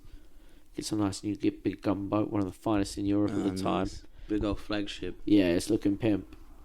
And in July of the same year, the geezers who had the little deal with Henry to return to France for a little mash-up, they get persuaded by Pope Leo X. They've all got girlfriends now. They can't come back to the fucking rave on the beach. beach. Pope says they're not allowed. Pope's like, lads, don't go, lads. Stay home, be good boys. And they back out the deal with Henry, and Henry's pissed because he's got all the boys ready. He's got the army ready. Lame. It's July. The date's already been for the festival, but he's thinking, no, we can hit it up anywhere, bro. Taxi, bro. It's paid full. Yeah, he's ready to go. And after that, Wolsey begins talks with France and begins to arrange a marriage between Mary and the King of France, just like Wolsey wanted. Yeah, he's getting his own little way. The year after Wolsey is when Mary manages to marry King Louis XII of France. The thing is, he dies not long after. He dies like a year after, at 52. Oh shit! Leaving. Guess how old this chick was who married him? 17. Yeah, 18, 17. Nice. Good guess. That was a dot-on guess. 1515, January 15th, Catherine delivers another stillborn son. Fuck, Catherine. Yeah, bruv. What are you doing right? Yeah, innit? It's fucked up, innit? Doing too many Kegels. Poor lady, bruv. She must be under so much pressure. Yeah. Party boy fucking husband. Yeah. Warring on your own when he goes on holiday. Yeah. Madness. And all he wants is a son. And you keep just having ghost babies. But he ain't fucking beheaded anyone yet, so she's not sweating that bad. She's just like, oh, this is sad. Yeah. So that's even sadder. Yeah, she's not even properly shitting herself. Yeah, she's just she's sad. not like a fucking slave like the rest of them were. No, she's just melancholy about the whole thing. 25th of January, Francis becomes King of France due to his marriage to Louis's daughter, because Louis just died. So there's a new king, King Francis. He's worth remembering for later. 10th September 1515, Thomas Wolsey becomes a cardinal under the Pope. Ooh, yeah. Red dress on, baby. Yeah, getting some proper important moves. That kind of makes you above the king in a way. Do you know what I mean? Yeah, exactly. Being a cardinal to the Pope. Regional manager. Innit? and he's already doing all the king shit for Henry. Pretty much, Wolsey's pretty much the deep king of England. Like, there's the deep state. Yeah. He's the deep king of England, Fully bruv. In 1516 as well is the birth of Princess Mary to the Catherine of Aragon. So that Bloody Mary. She finally gives birth, but she gives birth to Bloody Mary. Fucking psycho bitch. Mate. A year later, in 1517, on the 1st of May, is Evil May Day. I thought just worth bringing this up up. Just because I find it weird that it's in Henry VIII. Like, we've already joked around that Henry VIII is this stereotypical, like, England looking fan. Yeah. And, like, the stereotype of them all being racist and shit like that. I just find it funny that you have the Evil May Day, and the fact that May Day is nowadays like a socialist leftist celebration. It used to be like the pagan fucking maypole and all that, innit? On 1517, on the 1st of May, is what is now National Workers' Day. London erupts into anti-foreigner riots. 2 weeks of various attacks on all foreigners. That used to be a working class tradition. Yeah. But it's just England Day. Yeah. Mad. Isn't it? A lot of wild shit happens on the 1st of May. Yeah. With riots and that. Day. Yeah, it is. It's like everyone's wound up. Yeah. You'd expect them to be in the summer when it's hot. I think everyone would be happy. It's spring. Yeah. Shit's finally getting good. Maybe that's what it is. Overdose on vitamin D. They don't know what to do with it. I've got this energy. Smash! Smash! Same year in 1517, 31st of October, Martin Luther publishes 95 theses against the Roman Catholic Church. Yeah, that's it. So Martin Luther is now beginning the sort of... I didn't realise there was that much crossover. No, I suppose it is, yeah. Yeah. It's like literally the fucking one of the first ones he got to. Yeah. That's mad. Well, like, not directly, but yeah, Martin Luther publishes, what it'd be the Protestant, I guess. Yeah, values. it was like a protest against the Catholic Church. Yeah. It's like the way you're going about it, all this Latin shit, ain't really working. I've read it and it says this. Also, I remember one of the key things he said, if you look German, so people can read instead of Latin. That's it. And he pretty much states, like, look, there's no Pope in the Bible. Yeah. Like, what are we doing? What's all this silly hat shit? What's all this dumb shit? What's all this iconography? What's all this? We shouldn't be doing this. Big plan in the Bible, bro. And like, the whole idea was get 12 people to tell 12 people to tell 12 people. Yeah. And then you get to the Council of Nicaea. Yeah. And that's what went on. Yeah. So that must have been the point. Yeah. But he's saying, look, there's no Pope in the Bible. Get the fuck out. Yeah, he's stupid. There is no Pope in the Bible, obviously. But like, there needs to be a figurehead of the church. The church is a thing. It's like Israel, do you know what I mean? Yeah. It's like we're no longer Israel and like the Jews. Like you say, like there's a president. Yeah. Like there's a president of anywhere. Like there's an ambassador of anywhere. Yeah. Yeah. Okay. It doesn't have to be super powerful and have a fucking empire like the Vatican does, but and have a silly hat and shit. Yeah. Okay. Fair enough. But he's just saying get rid of the Pope. I guess he'd probably be up for that, but he probably kind of wants that job, but doesn't want the silly hat and the children. I reckon he was a bit Oliver Cromwell as well. He probably was. Flash. I'm kind of like, most of it for me is the costumes. It's like, no, that guy must be important. It's a whole big gold fucking cape. I want the throne at least. Yeah, you know. I'll get carried on 4 sticks on a big cool chair. Yes. A year later, Wolsey is made papal legate, but only by Snaky Man's way. So he gets a promotion in the Catholic Church. Yeah. But only because the Pope sends a legate to make peace among European princes to England. And Wolsey stops him at the gate and he says, you ain't coming into England unless I'm a fucking same rank as you, mate. Oh. Yeah. Yeah, I'm the Cardinal of England. What are you doing here? Yeah. I've got it under control. Yeah. And the guy's like, well, we're both regional directors. Yeah, regional director, that sounds much cooler. Yeah. And he forces the Pope to give him a promotion before he lets this chavvy in. And he gets the promotion. Wolsey's Machiavellian, bruv. Yeah, he is. Straight up Wolsey's Tudor. been working in the background this whole time. He is the deep king. He gave him the army for the France fucking PR stunt. That's it. After that, you get the Treaty of London for peace in Christendom. All the boys getting together and being like, yeah, peace in Christendom. England gives back Tournai, and France agree to pay Henry a pension. Nice. So that's a pretty good fucking sweet deal if you ask me, bruv. It's a universal peace among the Christian nations. And then on the 12th of January 1519, you get the death of the Holy Roman Emperor Maximilian. And he gets succeeded by Charles V, a Habsburg. Yeah. Big chin cunt. Yeah, boy. Yeah, bruv. They weren't fully incested yet, were they? No, they were big chin by now. Were They were fully 15? chinned up. Nice. Yeah. They had problems chewing. Had problems speaking. Henry. This is going to be a problem. Him and Henry actually ended up becoming boys later on. Yeah. There's a story of them like hitting the town in the same outfit, getting drunk and discussing other plans for another French invasion, like loud and publicly and drunk. Yeah. Shit. I think I even said that earlier about saying. But yeah, King Henry VIII and Emperor Maximilian Habsburg go out in matching outfits in London and have it on the town. Nice. Getting drunk and loudly speaking about war plans with France. Yeah, after in 1519 as well, you get the affair of the minions. So do you remember I was talking about how a wild court was? Yeah. Henry's court was fucking mental. Yeah, it must have been millions of people. Yeah, like Henry's court was like a scene from Jackass, bro. It was mental. And here's the thing, like, Henry wasn't that mental.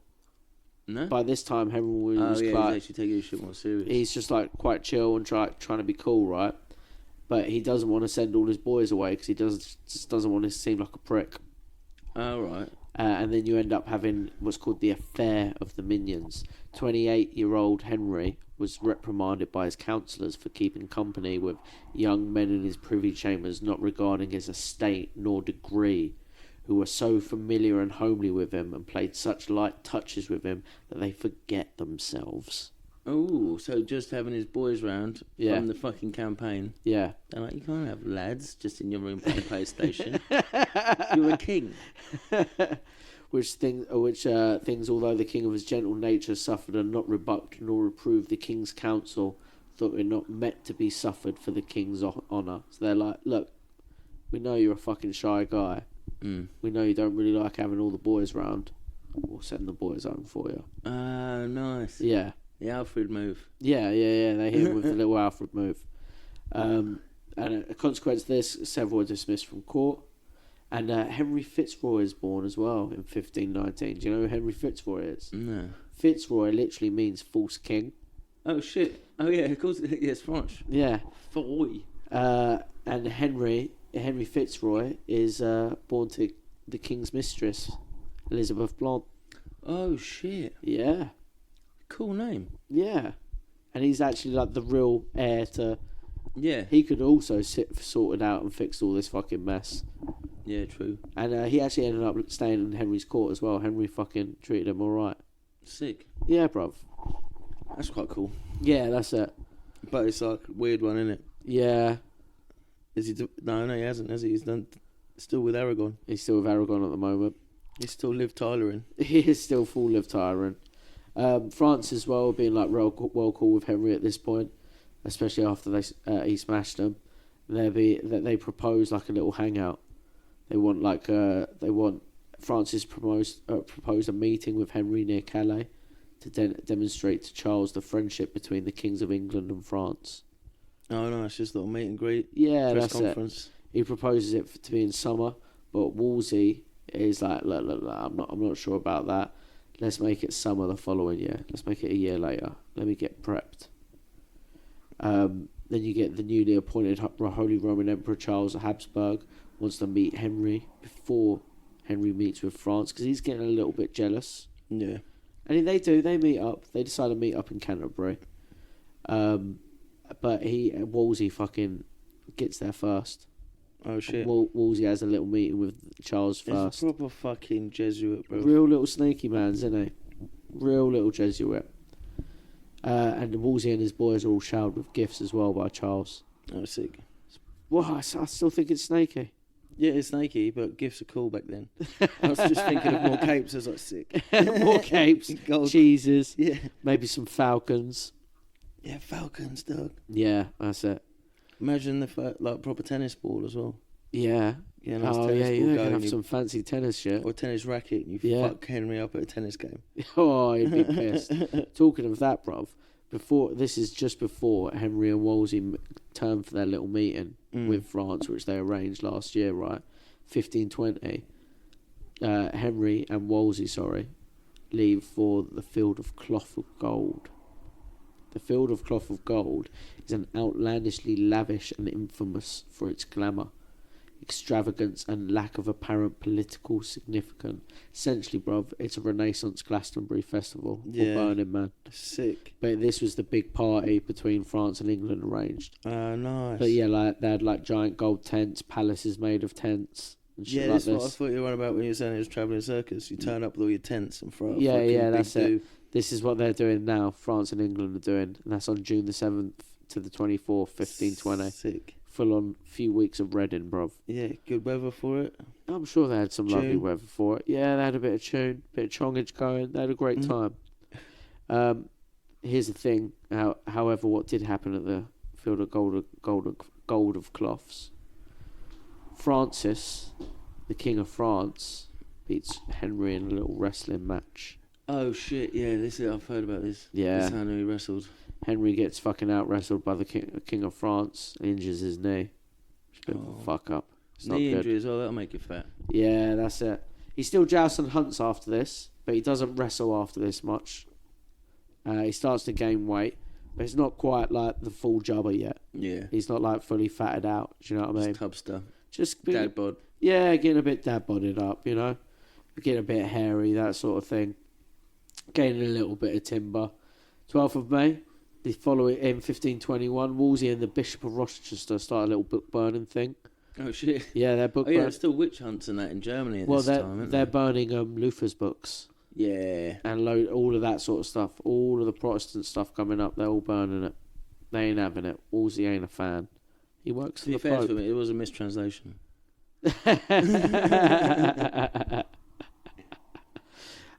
Same year, you get the secret treaty signed at Bruges. This is Wolsey and Charles V.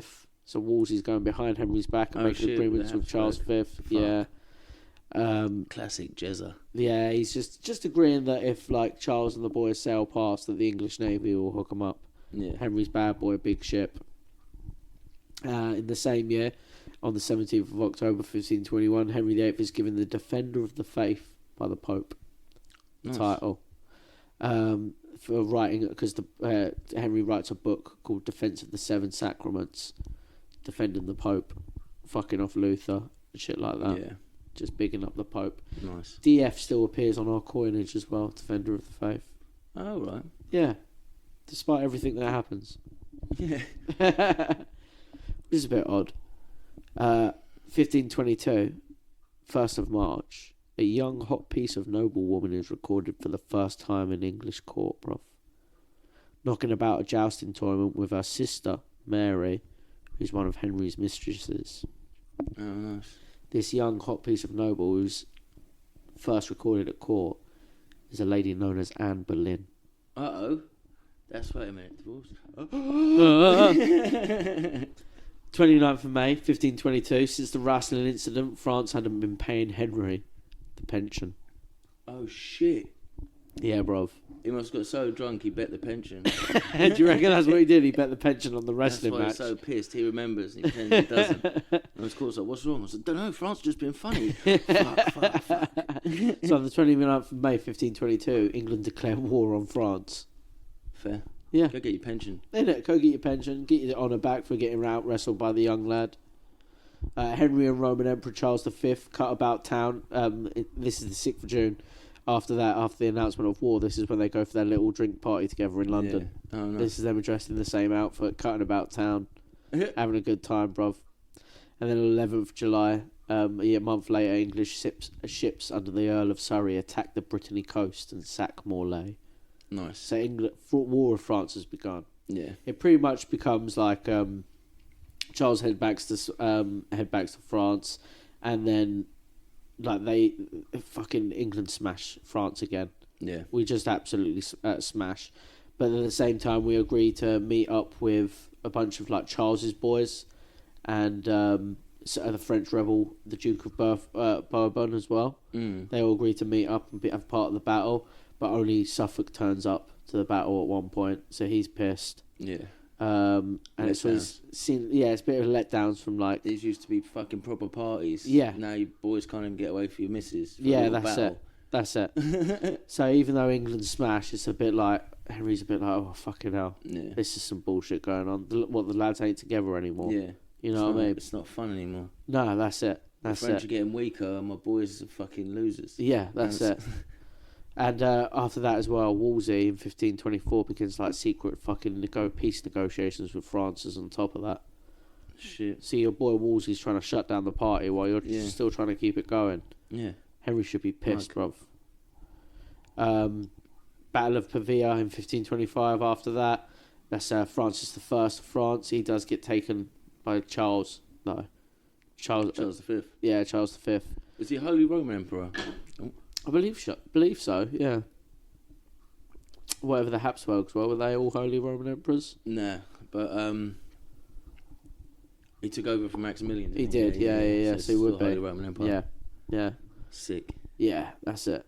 So after the Charles V takes, Henry sort of takes Francis. Henry's back at home by that point. He's like, no, it's all right. Yeah, that's it. He has a little celebration, but he decides not to invade the mainland after that anymore. He's like, yeah, whatever. Yeah. Things sorted. But yeah, Charles had no intention of invading France because actually that battle, Francis had invaded Charles. Oh, right. Yeah, but Charles had no plans to invade the mainland, and the insults end up flying between the two kings, Charles and Henry. So they end up falling out all over this big mess over there. Yeah, they used to be boys before the battle. The battle turned them into little sesh gremlins, and now they're arguing over shit, bro. Yeah. You still owe me 50 quid for that over, actually. Remember that? And Charles knows of Wolsey's peace talks with the French king as well. Charles finds out about them. And Charles says that Wolsey was selfish and avaricious, and that the cardinal held a grudge against the Habsburgs because they had not got him the papacy. Oh, shit. Yeah. Ooh. Yeah, oh, yeah. Pope, bro. Cardinal. 7th of June, 1525, Henry's legitimate son, Fitzroy, he becomes a Knight of the Garter, and he's later made Duke of Richmond and Somerset and Lieutenant General of the North. So he looks after him. Yeah. Does give him some fucking... sorts him right out. Yeah, sorts him right out. By 1526, Henry VIII was becoming infatuated with one mistress, who ain't even a real mistress to him yet, but the sister of his past mistress, Mary. He starts banging... Well, not banging. He starts chatting up Anne Boleyn. Sending paintings and that. Yeah, 23rd of February, he makes his courtly love public at the Shrove Tuesday jousts. So he see her at a joust. That's it. She's the next time I see her at a joust. Gets his neckerchief on the fucking joust pole and all of that. Yeah, that's it. That's what he did. He did all that. Even though he's married to another broad, he's doing this to Anne Boleyn at the fucking joust. Yeah, he's the king, bro. People go talk about that. Yeah, innit? It's wild how kings just be out here doing that. Yeah. Wilding. Renaissance wilding. Yeah, real Renaissance wilding. Back then as well, Anne Boleyn, she's not considered the most beautiful at court, but still attractive. She's also well-educated, witty, and considered exotic because she's having spent many of her teenage years in French court. Oh. Yeah. Here's the thing, she refuses to give up her pussy to Henry as well. Nice. Yeah. Playing hard to get. But at the same time, a lot of people in court have meant to have already been with her as well. Oh, right. She's just the local hoe. Yeah, she's a bit of a local hoe, but... So maybe her herpes was just flared up for ages. But she sort of probably saw in Henry like a bigger plans, bruv. Yeah. She can be more than a hoe. Yeah, that's it. Do you know what I mean? Oh, yeah, true. She already tried her best and she realised fucking them straight away just makes them lose interest. Yeah, that's it. That's what her sister did. You've got to play this handkerchief game. Yeah, that's it.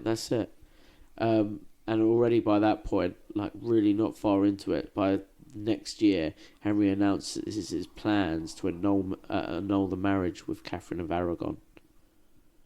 Ooh. Yeah. That could cause some friction with your cardinal mates and all that. Yeah. Well, here's the thing. He's been really fucking around with this Anne Boleyn chick. Yeah, really flirting with her up, even though she won't let him in this panties. She's a fucking Lutheran. She is a Lutheran. Oh, no. Yeah, she's been handing him fucking books and shit. Oh, dear. Yeah, and she's been getting in his head and being like... And she tells him, look, I will sleep with you, but only if we're married. So he's like, how the fuck do I get out of this marriage? Yeah. She starts slipping him Lutheran books and shit like that, and showing him all this stuff. So he decides to get an annulment from his marriage to Catherine of Aragon. He cites his reasoning is due to a passage in the Bible that states a man shall not lie with his brother's wife, and if he does, that the union will not be able to bear children. Oh shit! Yeah, fair. See what I tell you about this Bible thing, bro? It's good. Really though, he's just trying to get in Anne Boleyn's panties, bruv. Yeah, that is. He's grasping at straws. Yeah, I would have gone more for Old Testament. Like, look at all these dudes with 3-4 wives. You know what I mean? but as excuses go, That's pretty fucking. It makes sense. It made perfect sense. If you were the Pope, you'd be like, "Oh, okay, yeah." Yeah, because all the science philosophy is just coming out in the Renaissance. So Yeah. this was all they had. Yeah. So no, it says right there, can't have children if it's your brother's missus. And look, and they're like, fuck yeah, science. Gave birth to one daughter, and she's going to be an horrible little cunt. I'm telling you. Yeah, she's mental. Mental. I wouldn't call that a child. She'd come out fully grown like a mum. In 1528, the Pope sends Cardinal Campeggio from Rome to judge Henry's marriage, and Henry puts Wolsey onto the job of like keeping this Campeggio on his side and being like, "Look, fucking convince this chavvy that I'll be able to leave Catherine. Yeah, Just come on, I really want to bang Anne. Fucking sort it out." yeah. Henry's even sending letters to Campeggio as himself, trying to convince him, like, "Come on, bruv. Have you seen this chick? Everyone in court has seen this chick, and I ain't even had a glimpse, bruv. Yeah, true. You got to hook a brother up." He even denounces his own homie Charles V. Like, yeah, he's a punk. Yeah, fuck that dude. Fuck that dude. Like, I'm all about the Pope, bruv. Like, he's an enemy of the Pope. I'm not with that geezer. Yeah. That year as well, Henry also spends with Anne Boleyn. Not with the fam. So he's trying to prove that he's like stuck in a marriage. Yeah. And he's not stuck in a marriage. Yeah. He's just going out and doing kingly shit. By the next year, there's a rumour that the Pope's died, and fucking Wolsey applies for the job. Oh shit. But it's just that, only a rumour. The Pope's fucking just ill he's and not shit. even dead. Yeah. Fuck. Just to sort of show how, what would be the word? Like, willing, how far Wolsey is willing to work. Yeah. Ambitious, how ambitious that's Wolsey is. Henry as well publicly states in the same year that if the papal court does not decide in his favour, he will denounce the Pope as a heretic and marry whom he wishes. Oh. Are Yeah. you pulling out heresy?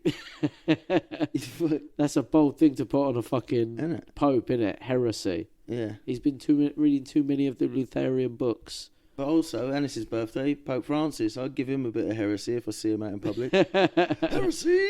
Heretic! See, you got a lot more in common with Henry than you thought, bruv. No. So after that, in May and July in I'm a good 1529, jouster, though, actually. Is. Now you say it. Sneaking it through. May and July 1529, in between those months, Cardinal Thomas Wolsey and Lorenzo Campeggio preside over a legatine court at Blackfriars to rule on the legality of Henry VIII's marriage to Catherine of Aragon. Oh, sick. Yeah, they decide, and Catherine appears before the court and everything. She kneels before the king to protest that she'd been a good wife, all that shit. I think she has. I think she's fucking gangster. I know she can't bear a son, but fucking up with fucking Scotland up while he was away in France was just big balls move. That's the angle I'd play as well in divorce court. Yeah. Thank you for all of that. But it says right here in the book, you didn't have a son, did you? Did you have a son? Don't remember any sons. You have that mental daughter we had. Yeah, that fucking feral child that was bringing me dead rats. Like the dead fucking king's jumper was a good idea, but what the fuck's going on with her? Yeah. So after that, Catherine appears the same month as well. Henry's not happy with Wolsey for some reason. He removes Wolsey's secretary and brings him into his service. And Wolsey and Campeggio adjourn the court for a summer break, and that pisses Henry off. Yeah. He's like, "Summer break, bruv. I'm trying to get laid with the new missus this summer." That's it. You're ruining my I summer. have booked the fucking penthouse. Infinity pool. Everything, bruv. Everything's on fucking sorted. You're fucking me over here, guys. After that, Henry actually bans Wolsey from court and goes on a extended holiday with Anne. Oh, shit. Yeah, hunting holiday. So Not far, though, from court, I could imagine. September 1529, Wolsey is invited back to court, though, the same year. It's just August he's pretty much away for. Wolsey is seemingly accepted back in court, but that night, Henry goes to dinner with Anne. And Anne is pissed. Because they're not married yet. Huh? Because they're not married yet. No, she's pissed because her and Wolsey actually have a little bit of a feud. Oh, shit. Yeah, I didn't mention before, I forgot to mention, I guess I went past it, that before Henry and Anne were getting together, Anne was with this other geezer at court, right? And Wolsey called this other geezer out for some other shit in front of everyone and made the dude cry in front of everyone. Oh, fuck. Yeah. Made him cry. Yeah, and he never got over it, and he left court after that. Never hooked up with Anne. I couldn't get up again. Yeah. Got properly humiliated. Yeah, that's it. Work. And after that, Anne had always had a little fucking rivalry against Wolsey. He's mean though, Henry. He's so mean. You give me the boys for France. He's mean. So yeah, she gets all pissy that Henry was ended up being cool with Wolsey, and she reckons if anyone else has fucked around as much as Wolsey, they'd have had their head chopped off by now. Oh, putting ideas in his head. Proper putting ideas in his head. And a few months later, Wolsey is removed from office, and Thomas More is put in his place instead. So actually not even the wife yet, the mistress has really got in the ear of Henry, bruv. Yeah. Really got it in the ear. 1529, 3rd of November, the first ever Reformation Parliament. Oh, no. Yeah, this is it, bruv. The anti-clerical commons. It's anti-clerical commons laws were passed against non-resident clerics, pluralism, holding land on a farm, and engaging in commerce. 44 complaints made against Wolsey as well. So basically, any foreign fucking church holding land anywhere in the country, got to give it back. Fuck. Which I'm pretty sure at that point is all the churches. I think I heard somewhere recently Vatican's the biggest landowner. What, in the world still? In Ireland. Not Really? Ireland, in America, sorry. Oh, I wouldn't be surprised. Maybe China. I wouldn't be surprised fucking Ireland either. Or Bill Gates. Oh, yeah, definitely not Ireland. Definitely not Ireland. And South America, all of that. That was fucking deeply Catholic, wasn't it? Really? Yeah. I know they're quite Christian now. This is the time they're discovering towards the end, like 1820s and 1830s. Yeah. They're finding all of Mexico. Like naming it all like Santiago. Yeah, all those yeah, Catholic sounding names. Yeah, of course. So, yeah, the anti-clerical commons, this is one thing that's definitely going to piss off the Pope, bruv. 1530, the Pope summons Henry VIII. Like, you little... What the fuck do you think you're up to? I'm all the way here. Yeah. It'll take like 8 weeks. I certainly ain't coming to you. You reforming little punk. Yeah. Yeah. Should have crusaded him, boy. Well, here's as well, Pope as well calls Henry, it's also to pass judgment on his marriage to Catherine. Oh, yeah. Apparently. Oh, he's like, oh, yeah, remember that guy we sent? Yeah. I'm going to come stamp the paperwork if you want to come over. He's also, apparently though, he's actually forbidden him to marry Anne on pain of excommunication. Yeah, you would, wouldn't you? He's not happy about it. 12th of June, Henry gets all the boys to write a petition to the Pope. Yeah, for real. 81 nobles signed a letter to the Pope. Like, come on, bruv. But who is there for him? Like, it's the office slag. It's the office slag. Yeah. So I'm going to marry her. It's the office slag. Yeah. Like, yeah, nobody's sitting there telling him that. No, it's fucking Wolsey should have been saying that to him. Yeah, Wolsey should be like, the whole reason she don't like me is because I shouted at her boyfriend. Yeah. And then she went and got a new boyfriend. Yeah, who I also knew. Who I can't shout at. Yeah. The only dude I can't shout at. Now she's trying to make you leave the whole of basically Europe, Christendom, just to fuck. It's the office slag. 14th of November 1530, An aging and sick Wolsey is arrested and charged with high treason. Yeah. Yeah. That's no good. It's happening, bruv. But he's a cardinal, so how did that work? What do you mean? Like, he's taken a prisoner from the Pope's side now. Yeah, I guess. Sort of thing, isn't it? Yeah, definitely. But high treason, that's a pretty big one. Yeah. 29th of November. Sober treason's hard enough. On the 29th of November 1530, before Cardinal Wolsey even makes it to the London Tower, he dies. Oh, shit. Yeah. Nothing suspicious. He was already old and aging. And ill, right. and shit like that. Willed himself to die. Yeah, just willed it by the power of Christ. Yeah. 1531, 16th of January is the second session of the Reformation Parliament. So these decides, faced with the extraordinary charge, I just found this hilarious, faced with the extraordinary charge of premunire. Do you know what that is? Premunire? No. It's the offence of maintaining papal jurisdiction in England. Oh, shit. So he just made that up? Yeah, they just made that up.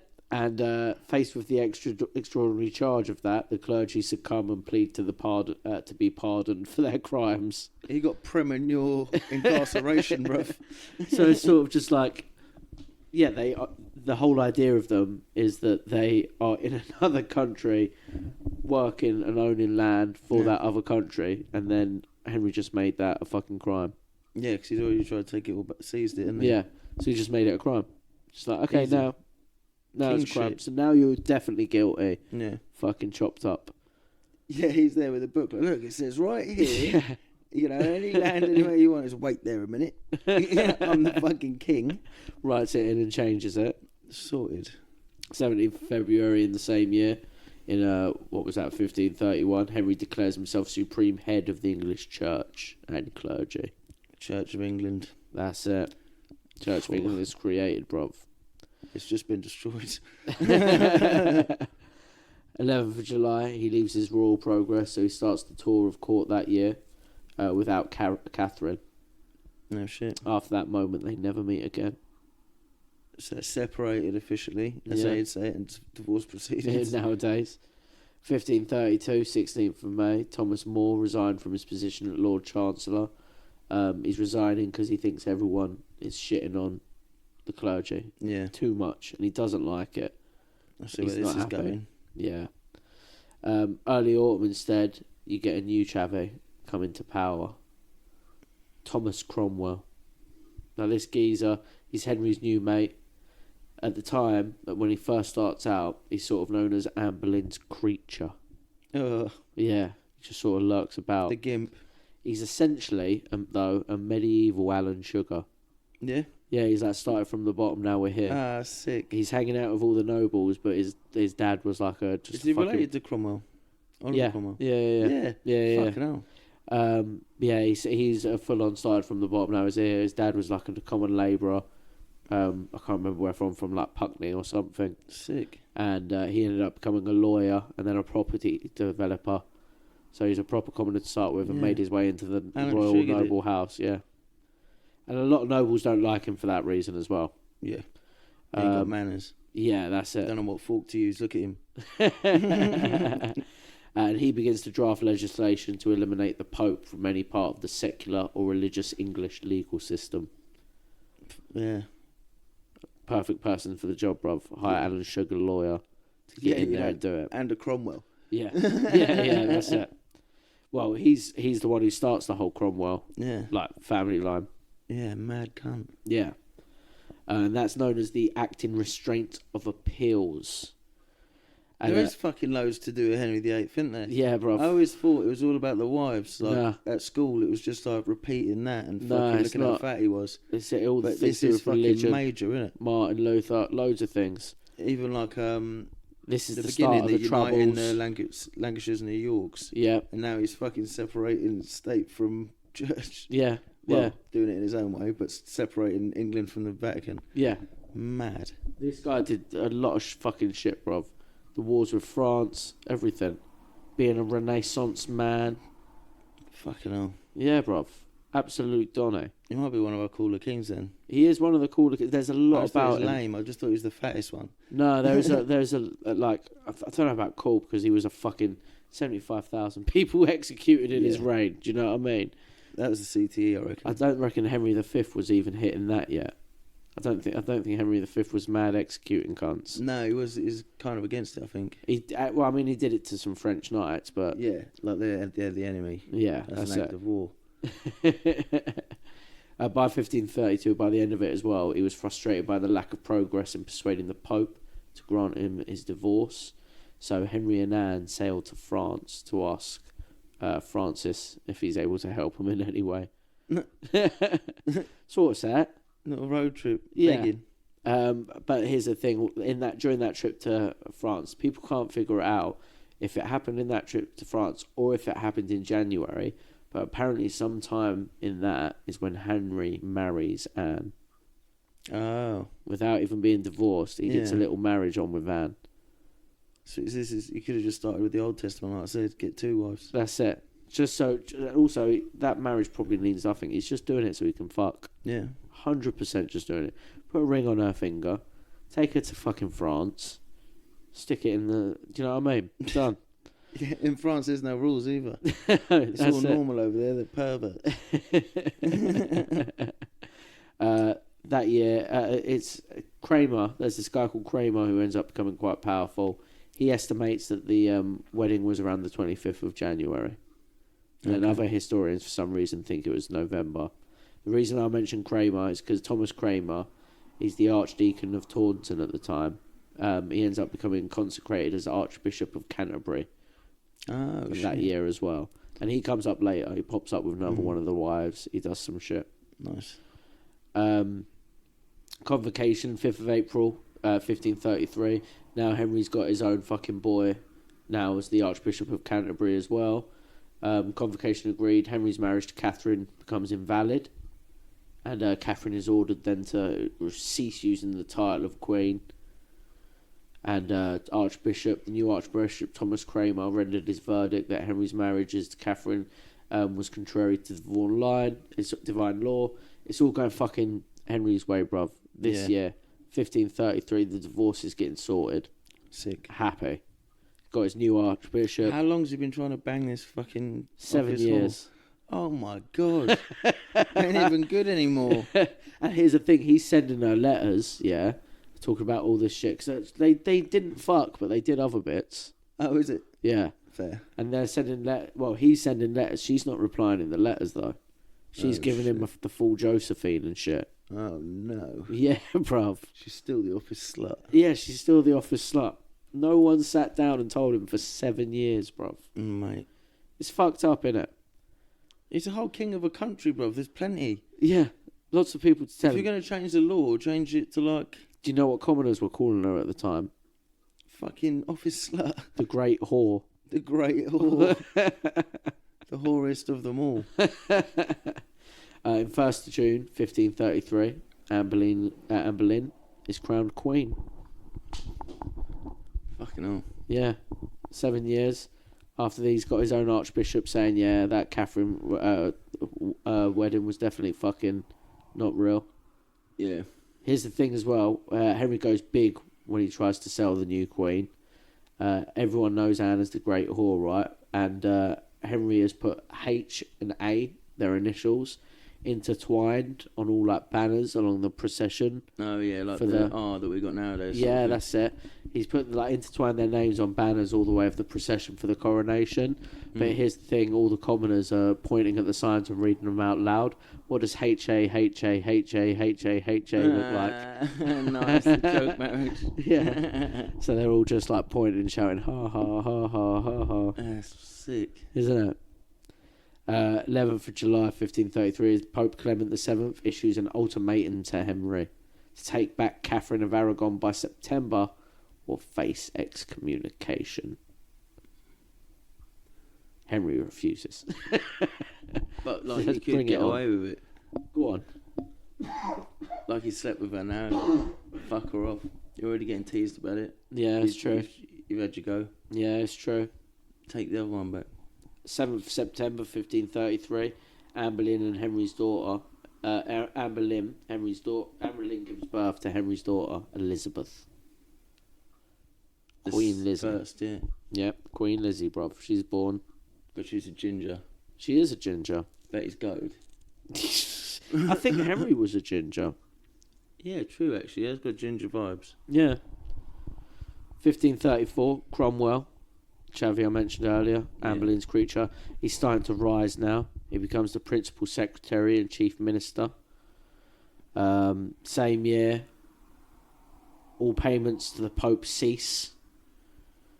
But no payments which went to the. It hasn't been sorted yet where those payments go. So they've ceased them to the Pope, but they haven't decided where to send those payments yet. So they've still got Catholic churches running this, like collecting the tax sort of thing, or what? They're just like, I guess so. Or just their general fucking the way it's set up. For it. Yeah, taking their money, cash donations, whatever. So what about a bunch of tennis courts? Same year as well, Pope Clement dies, possibly of poison. Uh-oh. Yeah, so it actually takes. So all of this is going on now, right? It's not until for another 4 years that he gets excommunicated. Yeah, shit. Yeah. Maybe because we think we're a really big deal. Maybe they didn't really give a fuck. Yeah, they were like, on the whatever. desk and they kept brushing through it. Brushing through it. Yeah, well, fine. It explains that a pope dies before, he gives a warning, look, take Catherine back before September. A new pope and you can kind of lick his ass a little bit, or fucking he's busy with everything else. With all the new pope shit. He's got to do a press tour. Yeah, that's it. He's got to get in the Pope mobile, all that sort of shit. Yeah. It takes a while. By October, it takes them until October anyway to even get a new pope. So it's by September you've got to take her back or you're excommunicated. Yeah. Pope dies in September. Oh yeah, shit. I chill, bruv. Yeah. Take as long as I want. True. By 1535, Cromwell's even higher, bruv. He gets appointed Vicar General. Oh shit. Yeah. Church of England, man. That's it. He invents the collars and the black suits and That's that. it. And by now as well, Cromwell and Anne are starting to fall out, bruv. Oh. Yeah, do you remember I said earlier they ain't even decided where the money wants to go? Yeah. She's like, me. No. Opposite. Oh. Anne says that the money should go to all the people. Oh, so she's alright. Cromwell says, nice, it's the king's. That's the king's money. Church of England. Yeah. The King Vicar, Head Vicar, whatever his name is. That's it. Oh, me. And the court even turns into two separate factions supporting either one. Oh, shit. Yeah, so the Wild Tour court is getting fucking well tetchy, bruv. April, people were arrested for refusing to sign the oath of supremacy, that Henry is the head of the church. People were hung, drawn and quartered at Tyburn. Some, more and more executed. The reason I'm mentioning this is it's actually noblemen and clergymen. Oh shit. And shit like that. A lot of high up people getting executed at time. Yeah, proper example. The purge is on. That's it, full purge, bruv. And the same year as well, Anne's going full Indiana Jones relic hunter. She's going around doing most haunted series. What she's doing is she's going around to churches. She's looking for holy relics. Yeah. But she's finding ones which are in England, and she's myth busting them. Oh shit. Yeah, she's fake, getting investigations going on and shit like that. Fucking hell. Yeah, man, she's going full on that. She exposes a fake holy relic at Halley's Abbey in October. Yeah, so tons of it. There's thousands of churches have all got a piece of the cross, or and all that sort of shit. All that. She goes around just exposing fake ones of them. Pretty nifty little side hustle for her. Not bad. It's a good way to keep her fucking interested, isn't it? Yeah, true. What's her name? The bird from Afterlife that does the history show. Yeah. It's just that. I don't actually think that is part of the cross. I don't think. Did Jesus even really get nailed to it? Type thing. Yeah. Could they not have used blue tack? I've got a German translation. 1536, January 7th, fucking first wifey dies. Catherine of Aragon. She cops it. So she's also divorced and died. Yeah, divorced and died. Divorced first, okay. They all died, didn't they? They all die eventually, died. 24th of 1536. This is an important one, bruv. At a jousting tournament in the tilt yard at Greenwich, the king falls from his horse and lays unconscious for about 2 hours. Oh no, brain damage. Yep. After that, he never jousts again, and after this, he starts to get real fucking fat. Yeah. Starts to really pile it on now, bruv. The same year in 1536, Parliament passed a law dissolving monasteries with a gross income less than £200 per year. So all the small monasteries, if you ain't making enough money, close them. That's like fucking the opposite of what Martin Luther wanted. So stop charging people for shit. Why you got so much money, church? Like, shh. Fucking close that. Skin church, shit church. Yeah. 2nd of May, 1536, Anne Boleyn is arrested. So is her brother George Viscount Rochford. They're charged with conspiracy to murder the king. Rumours started by Cromwell. Accusations of adultery follow, and over the following days, Francis Weston and William Brereton were arrested and then convicted. Within a week, those geezers are convicted, tried, and found guilty. The marriage between Anne and Henry is annulled, and on the 19th of May, Anne Boleyn is executed at the Tower of London. Beheaded. He works that quick, bruv. From the 2nd to the 19th, here's a rumour and goes, cut the bitch's head off. Yeah. Apparently That's the first fucking rumour. You know how quick he moves. No one said she's a sag. All fucking 7 years of him destroying the world. Fuck. But he moves quick on that one, innit? Yeah. But he's also got brain damage now. Yeah, he has. He's up for beheading. I've always said, though, like, how much of a devious hoe have you got to be? One, to get him to separate from the church. Yeah. And two, this is the geezer who invented divorce. Yeah. Literally the geezer who invented divorce. And he decides with you, well, delete her. Yeah. Get rid of her. Yeah. Fucking Don't even divorce her. Get fucking factory fucking reset on my life. Turn this one off. Delete her from everyone. He's a bit like that, though. He's like super impulsive, isn't he? Yeah, he is super impulsive. Factory reset his life like 4 times. He did. So I'm a fucking fat crazy guy now, behead her. Henry isn't even there at the execution. And he brings a specialist. He's being quite nice with it. He brings a French executioner specialist. Oh, nice. Who actually uses a sword as opposed to an axe. Oh, cool. Yeah. And the next day, Henry is betrothed to Jane Seymour. Fucking hell. He moves quick. Proper. By the May 30th, so 11 days later, they marry. Fucking hell. Isn't it? And then what's the point? Why not just be a whore king? So I mean, you've already let everyone down. Why he's looking for that just heir. Go smashing. Oh yeah, true. 4th of June. He's already got a son, but it was by a mistress. Yeah. 4th of June, she is proclaimed Queen of England. What if he married the mistress? Would the kid then be legitimate? Oh, I don't know. It'd be a bastard. Yeah, it's still a bastard, isn't it? Isn't it? July and August 1536, Cromwell issues 10 articles of religion. Basically, he makes it so that a Bible in every church, but restraints on superstitions and the cult of saints and holy days. That's the funniest part. So that he's like, you can't be doing Christmas and Saint Nick. Yeah. Fuck him off. He's cool as fuck. But yeah, Thomas ain't up for that. Thomas Cromwell ain't up for Christmas. Yeah, just like his fucking... Yeah.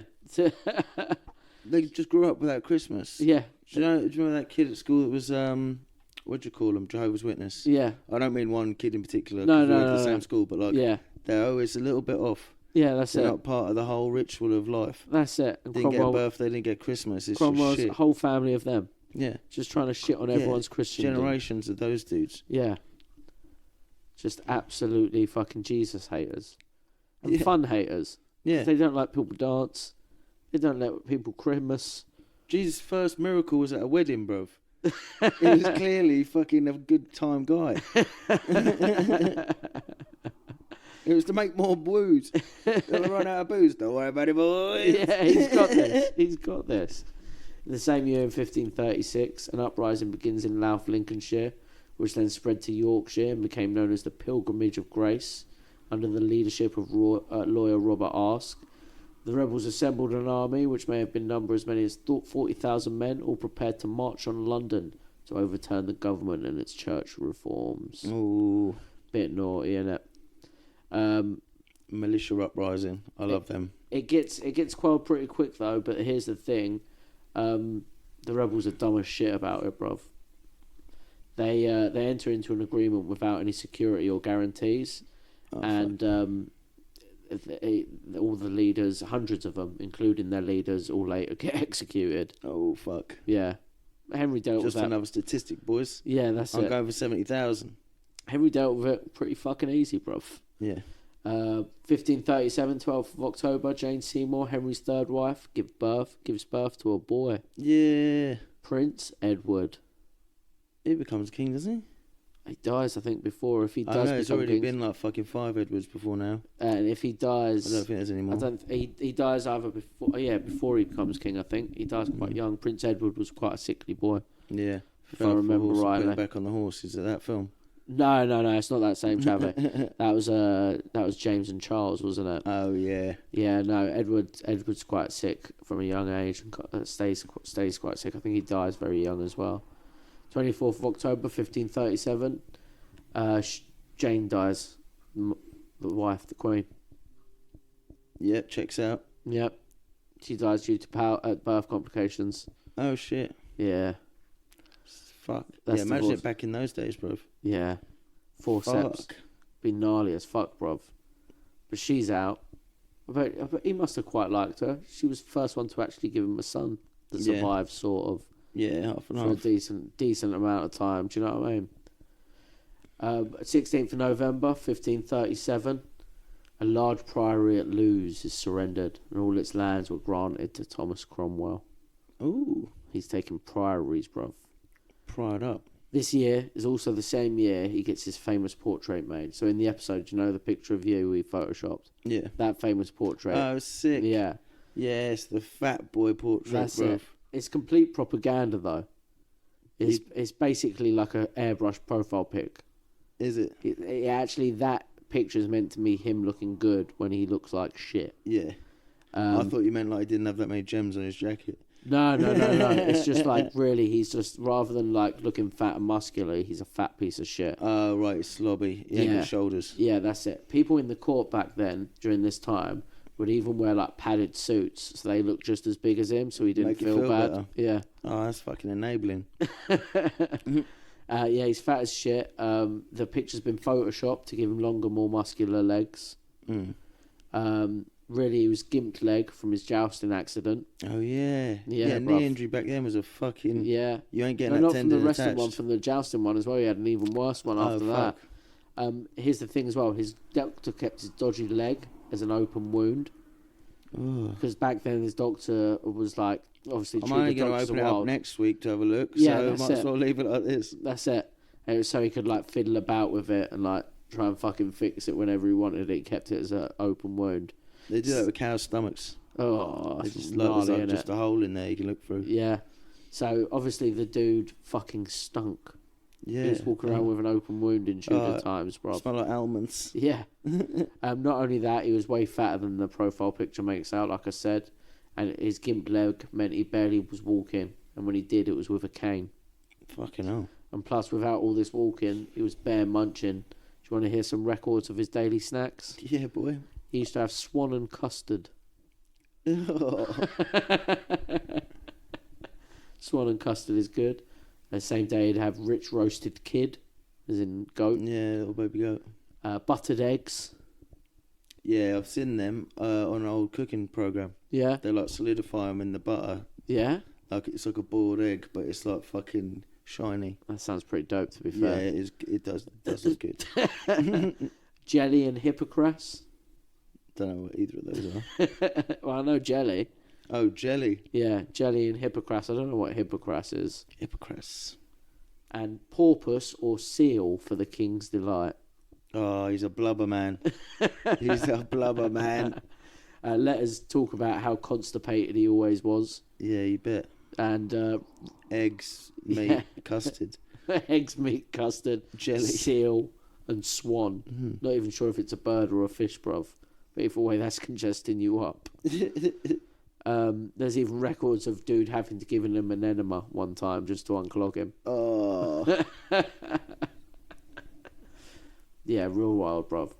1538, on the 5th of September, Henry arrives in Canterbury and dismantles the shrine to Thomas Becket. Oh, fuck. Yeah, completely gets rid of it. That's not good. Injunctions for the destruction of relics and shrines have been passed. Oh, right, so he's allowed. Yeah, well, he's fucking... He's allowed to do what he wants, bro. They literally got passed on the way there. Yeah. Cogshell Abbey, one of the largest in the country, is shut down and torn down for building materials. Fuck. Yeah, bro. Big year for... Yeah, big reformation up. Yeah. And a new wife is sought for Henry that same year. People are a dude is sent out to look for people. One of Henry's court geezers sends him out to Europe. His name is Holbein, and he's made busy abroad painting portraits of candidates for Henry to marry. Oh shit! Yeah, he's got to go Yeah, out. because I remember that. That's one of the ones from the history class. Yeah, He's upset at the portrait painters. yeah, that's it. You're only supposed to make me look good. Yeah, Show yeah. me what a bird actually looks like. Yeah, and he sent out Chavi to go do it, and yeah, it's like a Wi-Fi connection for his the Tinder profiles. Yeah, you know. Someone's he invented the dating app. Yeah, he's sending someone out there to go pick up the Tinder profiles. He's doing it fucking manual. It's got all these scrolls. Just like, right, maybe. Then we get to our date in history, bruv. 17th December. The Vatican finally wakes up and is like, is he... What? Fucking... excommunicate his cunt. 1538. King Henry VIII was excommunicated from the Catholic Church by Pope Paul III. The papacy obviously had threatened the English king with excommunication several times during the Great Matter, but the final straw was Henry VIII's desecration of one of the holiest shrines in Europe. Yeah, you know. The Thomas Becket shrine. Yeah, shit. Yeah. That'd be cool to see that. Yeah, we can go see it. It's only up the road. Yeah, but then they destroy it. Oh, shit. You know what I mean? Yeah. We didn't really get... Wish it was real. Yeah. We didn't really get to it. see it. Fuck's sake, Henry. It's like fucking ISIS in Iraq. Yeah, he is ISIS in Iraq, isn't he? Blowing up all the Mesopotamias. He deserves that excommunicado, bro. You know. Innit? That's what he needs. Yeah. 1539, a dude named Reginald Pole is sent out from Rome to rally Catholic powers against the most cruel and abominable tyrant, the King of England. Yeah, boy. Yeah, bruv. Going fucking Crusaders shit. This is close to the time the Knights of Malta are getting set up. Oh, really? Yeah, I thought they were a really old thing. But Oh, that's really? like 1520s, 1530s, They're only I getting think. set up like now in like the 1530s and that. Yeah. That's Well, fucking only crazy. the Knights of Malta. All the other knight orders are still existing from the Crusades. Yeah, of course. 1539 in May is a statute passed by Parliament granting the King's right to all monasteries not included in previous legislations. So any monasteries which found their own little loopholes, Oh, right, they just posted another law 3 years later. You just and changed was the word into all. Yeah, Everything. absolutely all of them. Mine. And on 4th of October, he agrees to marry Anne of Cleves. He's got a portrait in. Nice. Thomas Cromwell is trying to set it up for him. She and sounds hook like him a out. playing card. But yeah, Thomas Cromwell, his boy, is trying to hook it all up. Showed him the portrait. Said, "What do you think, to Henry?" Henry's like, "Yeah, she looks good, bruv. She looks pretty tidy." And on her way to meet Henry at Greenwich on the 20th December, He divorced her. he surprises her in Rochester, bruv. Oi, oi. He surprises her at Rochester Castle. Nice. Yeah, man. He goes there in disguise because he's meant to be meeting at Greenwich. Yeah. So he goes there in disguise. She doesn't know it's him, and she just thinks he's some fucking fat weird dude. Oh, shit. Yeah, and Yeah, she's because she's in the good portrait. but she's just polite about it. Like, Yeah. she doesn't let off, but she's just polite about it. And King Henry is a bit like fucking flabbergasted by the whole thing because he's like, she doesn't even recognise me from my portrait because it looks nothing like you. Yeah, fat have you cunt. seen the portrait? Yeah, and on top of that, it said like one of the old like wives' tales type things back then was like the whole idea that you'd know your true love when you first see him at first sight. Oh, yeah. And he's like, well, she didn't even fucking know who I was, bruv. Yeah. But then another source I said that apparently he turned up the next day in her chamber, dressed normal and as himself, and was like, look, it was me all along, bitch. Let's have lunch. Oh, shit. That's what one source says. but I didn't hear any other source talking about that. Oh, is that the fucking stranger play didn't work? Yeah. All right, I am the king. Yeah, it's actually me. She's like, ooh, how much money? But before they get married, Henry's got some problems, bruv. He's already, by the next year of January 3rd, 1540, he's already talking shit on the new missus. Yeah. He's turning to Cromwell saying she ain't nothing like the portrait, bro. Nothing like.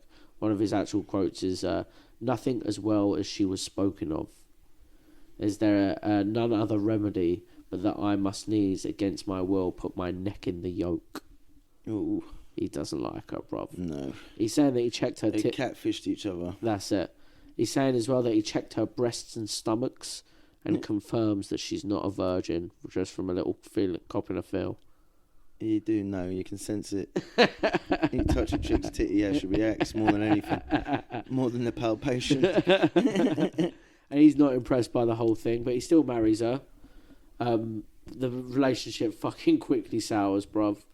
6th of January, they marry.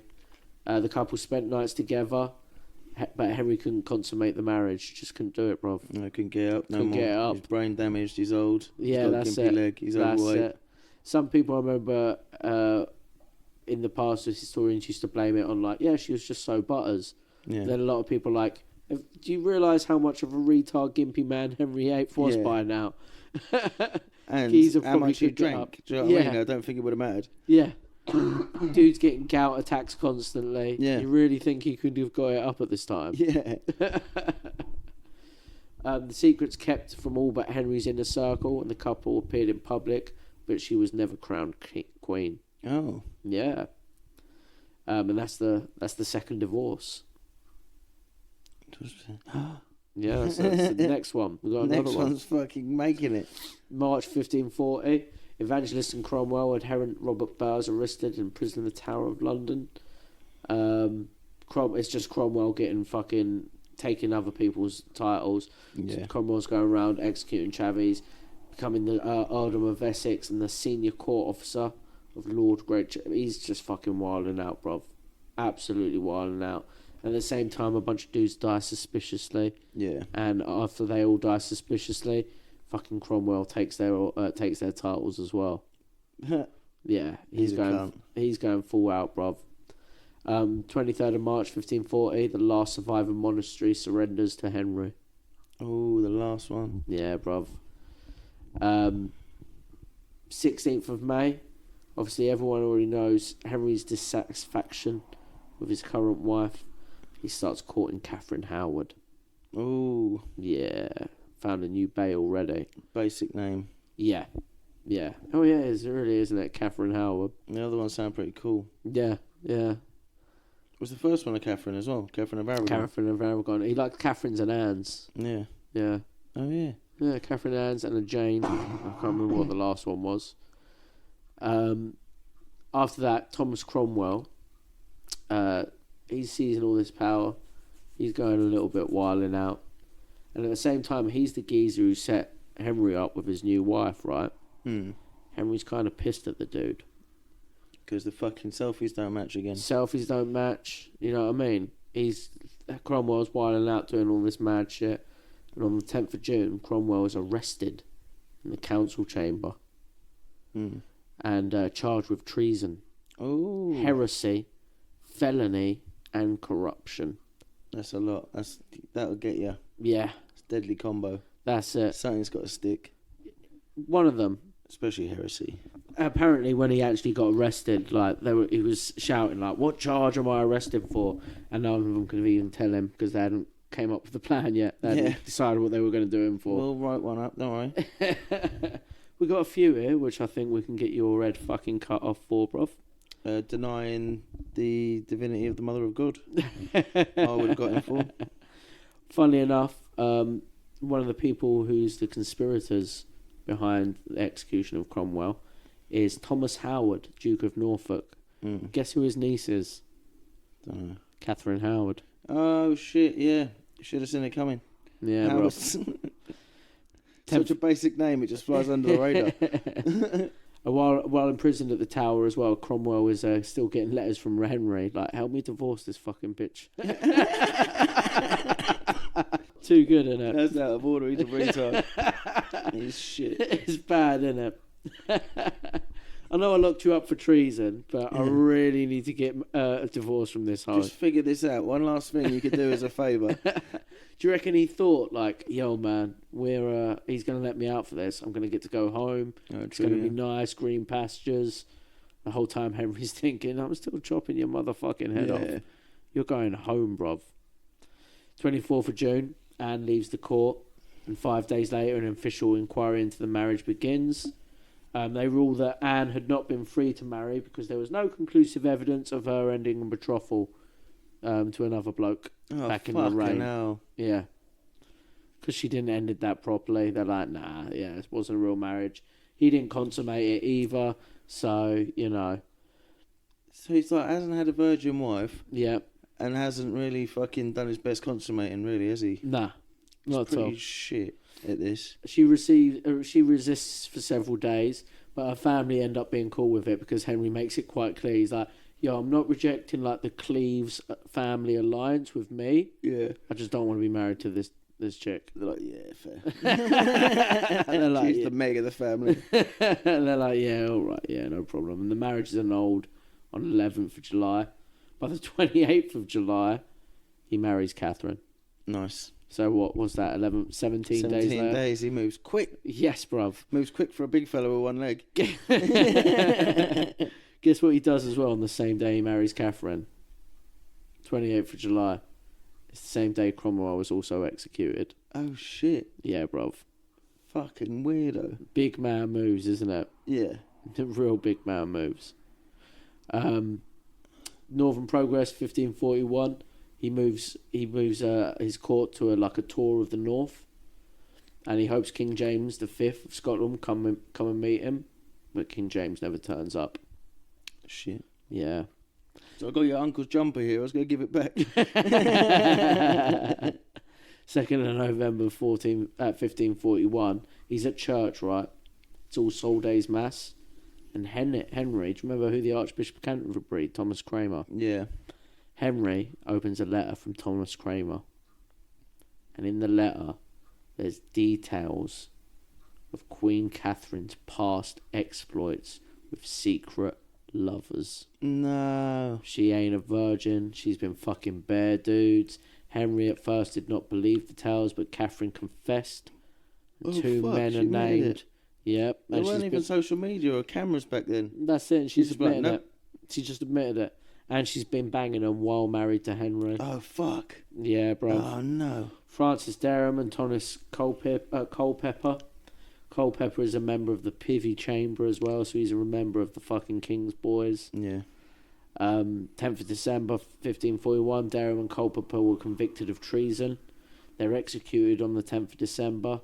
Culpeper was beheaded while Derham was hanged, disemboweled, beheaded and quartered. Ooh. I bet he was the one who was probably...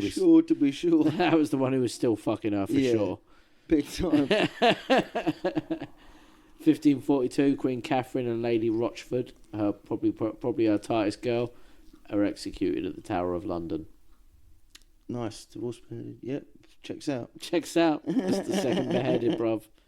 Thomas Howard, Duke of Norfolk, the one who was that chick's uncle, he leads a raid into Scotland, probably trying to make it up to Henry over all of that.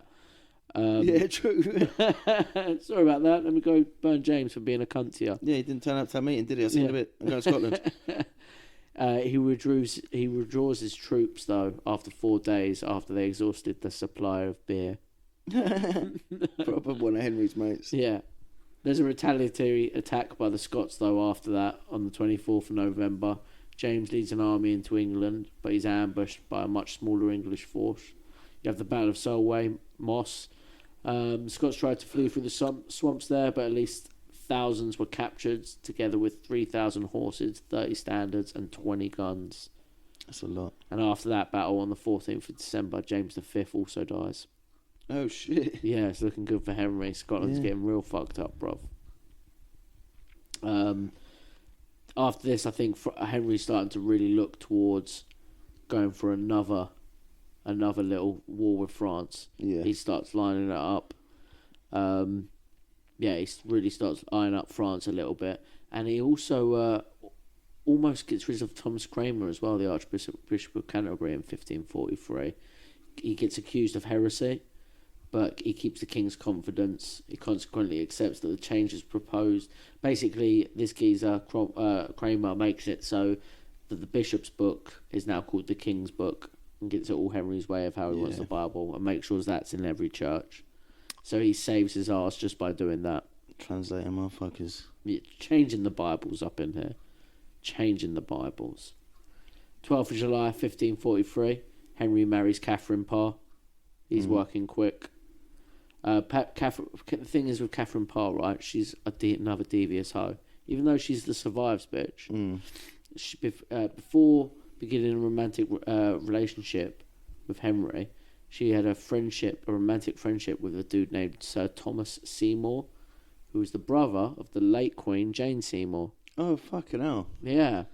It's all mixed up back in these days, isn't bruv, it? they're all fucking hanging out. It's the same friend circles and families and that, that's bruv. it. He's just nailed every slut in the same friend circle. That's it. However, to secure his own influence, Thomas Seymour, after the king's death, persuaded Catherine to marry the king and marshal him through the rest of his reign. Yeah, because he's fucked by now, isn't he? Yeah, he's like right near the end. Fat, Fat, proper gimpy legged, fucking. What was that porn star married that really old man? Just doing one of them. Oh, I don't know, but yeah, pretty much. Yeah, doing that to them. That classic photo. She's there at the party and he looks completely dead. Anna Nicole. Yeah, and Nicole Smith. That's it. Yeah. Yeah, it has 100% that, but it's her husband being like, yo, or her lover going like, go do that, go get us fucking paid. Might as well. Yeah. 1544, May and June. Henry says, let's give it one more go. Let's give it one more fucking go. Fighting men are ferried across the channel to build up forces in the Pale of Calais in preparation for an invasion of France. Yeah, boy. He says, let's give it a go again. Some 4,000 soldiers were ordered to be transferred from Scotland to France, 1,000 of them by sea. 19th of July, 1544, Henry arrives in Calais. The siege of Boulogne begins on the 19th. The English army blockade the port and the army bombard the town. 11th September 11th, bruv. Oh, shit. Little September 11th, 1544. Another pagan day. Another pagan day. The castle at Boulogne is blown up. France had their own 9/11. Yeah, fuck, the towers fell. Yeah, the towers fell by Henry VIII boy. And on the 18th, Henry rode triumphantly into town. However, a counterattack by the French looming, he dashes back to England, rides home on the 30th of September. And the French counterattack is ended up actually facilitated by a peace agreement between Charles V and France. So again, Charles V is fucking over Henry, even towards the end, bruv. Yeah, still bitter. Still bitter. Absolutely pissed at each other. They used to be boys. Isn't it? They used to go out in matching outfits, bro. Yeah, fuck. They used to go hit the town in matching outfits. It's like Colby and fucking Masdeville. Yeah. Yeah, it's exactly that. They used to be proper boys. After that, a French fleet of 235 ships arrive off the English coast. They're going to go fuck up the Isle of Wight and take it. Henry sails his big bad boy ship down there to deal with it. Oh, yeah, the he's fucking like, monster he's yeah, got. that's it. He's like, yo, check out, here's my new ship, the Mary Rose. It's going to be fucking dope. But he gets caught in a strong gust of wind, heeled, and took in water through the open gun ports and sank. Fucking hell. Yeah. That's what happened with these big ships at the time. I was reading it. The oldest ship ever recovered was just that, but on its launch. Really? So it was so big, everyone was like, no, it's not going to work. It's going to capsize because it's got so many sails on it. It's like, it's going to be fine. Hit with a crosswind, everything goes in the gun ports. That's exactly what happened, yeah. It like sailed for about 5 minutes. Yeah, that's it. That's exactly what happened to the ship. It went out there, went to go fuck up France, get some fucking water in the gun ports, fucks it. Fuck. Absolutely fucked it. After that, though, on the 7th of June, 1546, England and France sign a peace treaty. England probably feel bad for him after seeing his big toy sink. They're like, bruv, that looked shit. Sorry about that, mate. Yeah, fuck, that was a costly sink.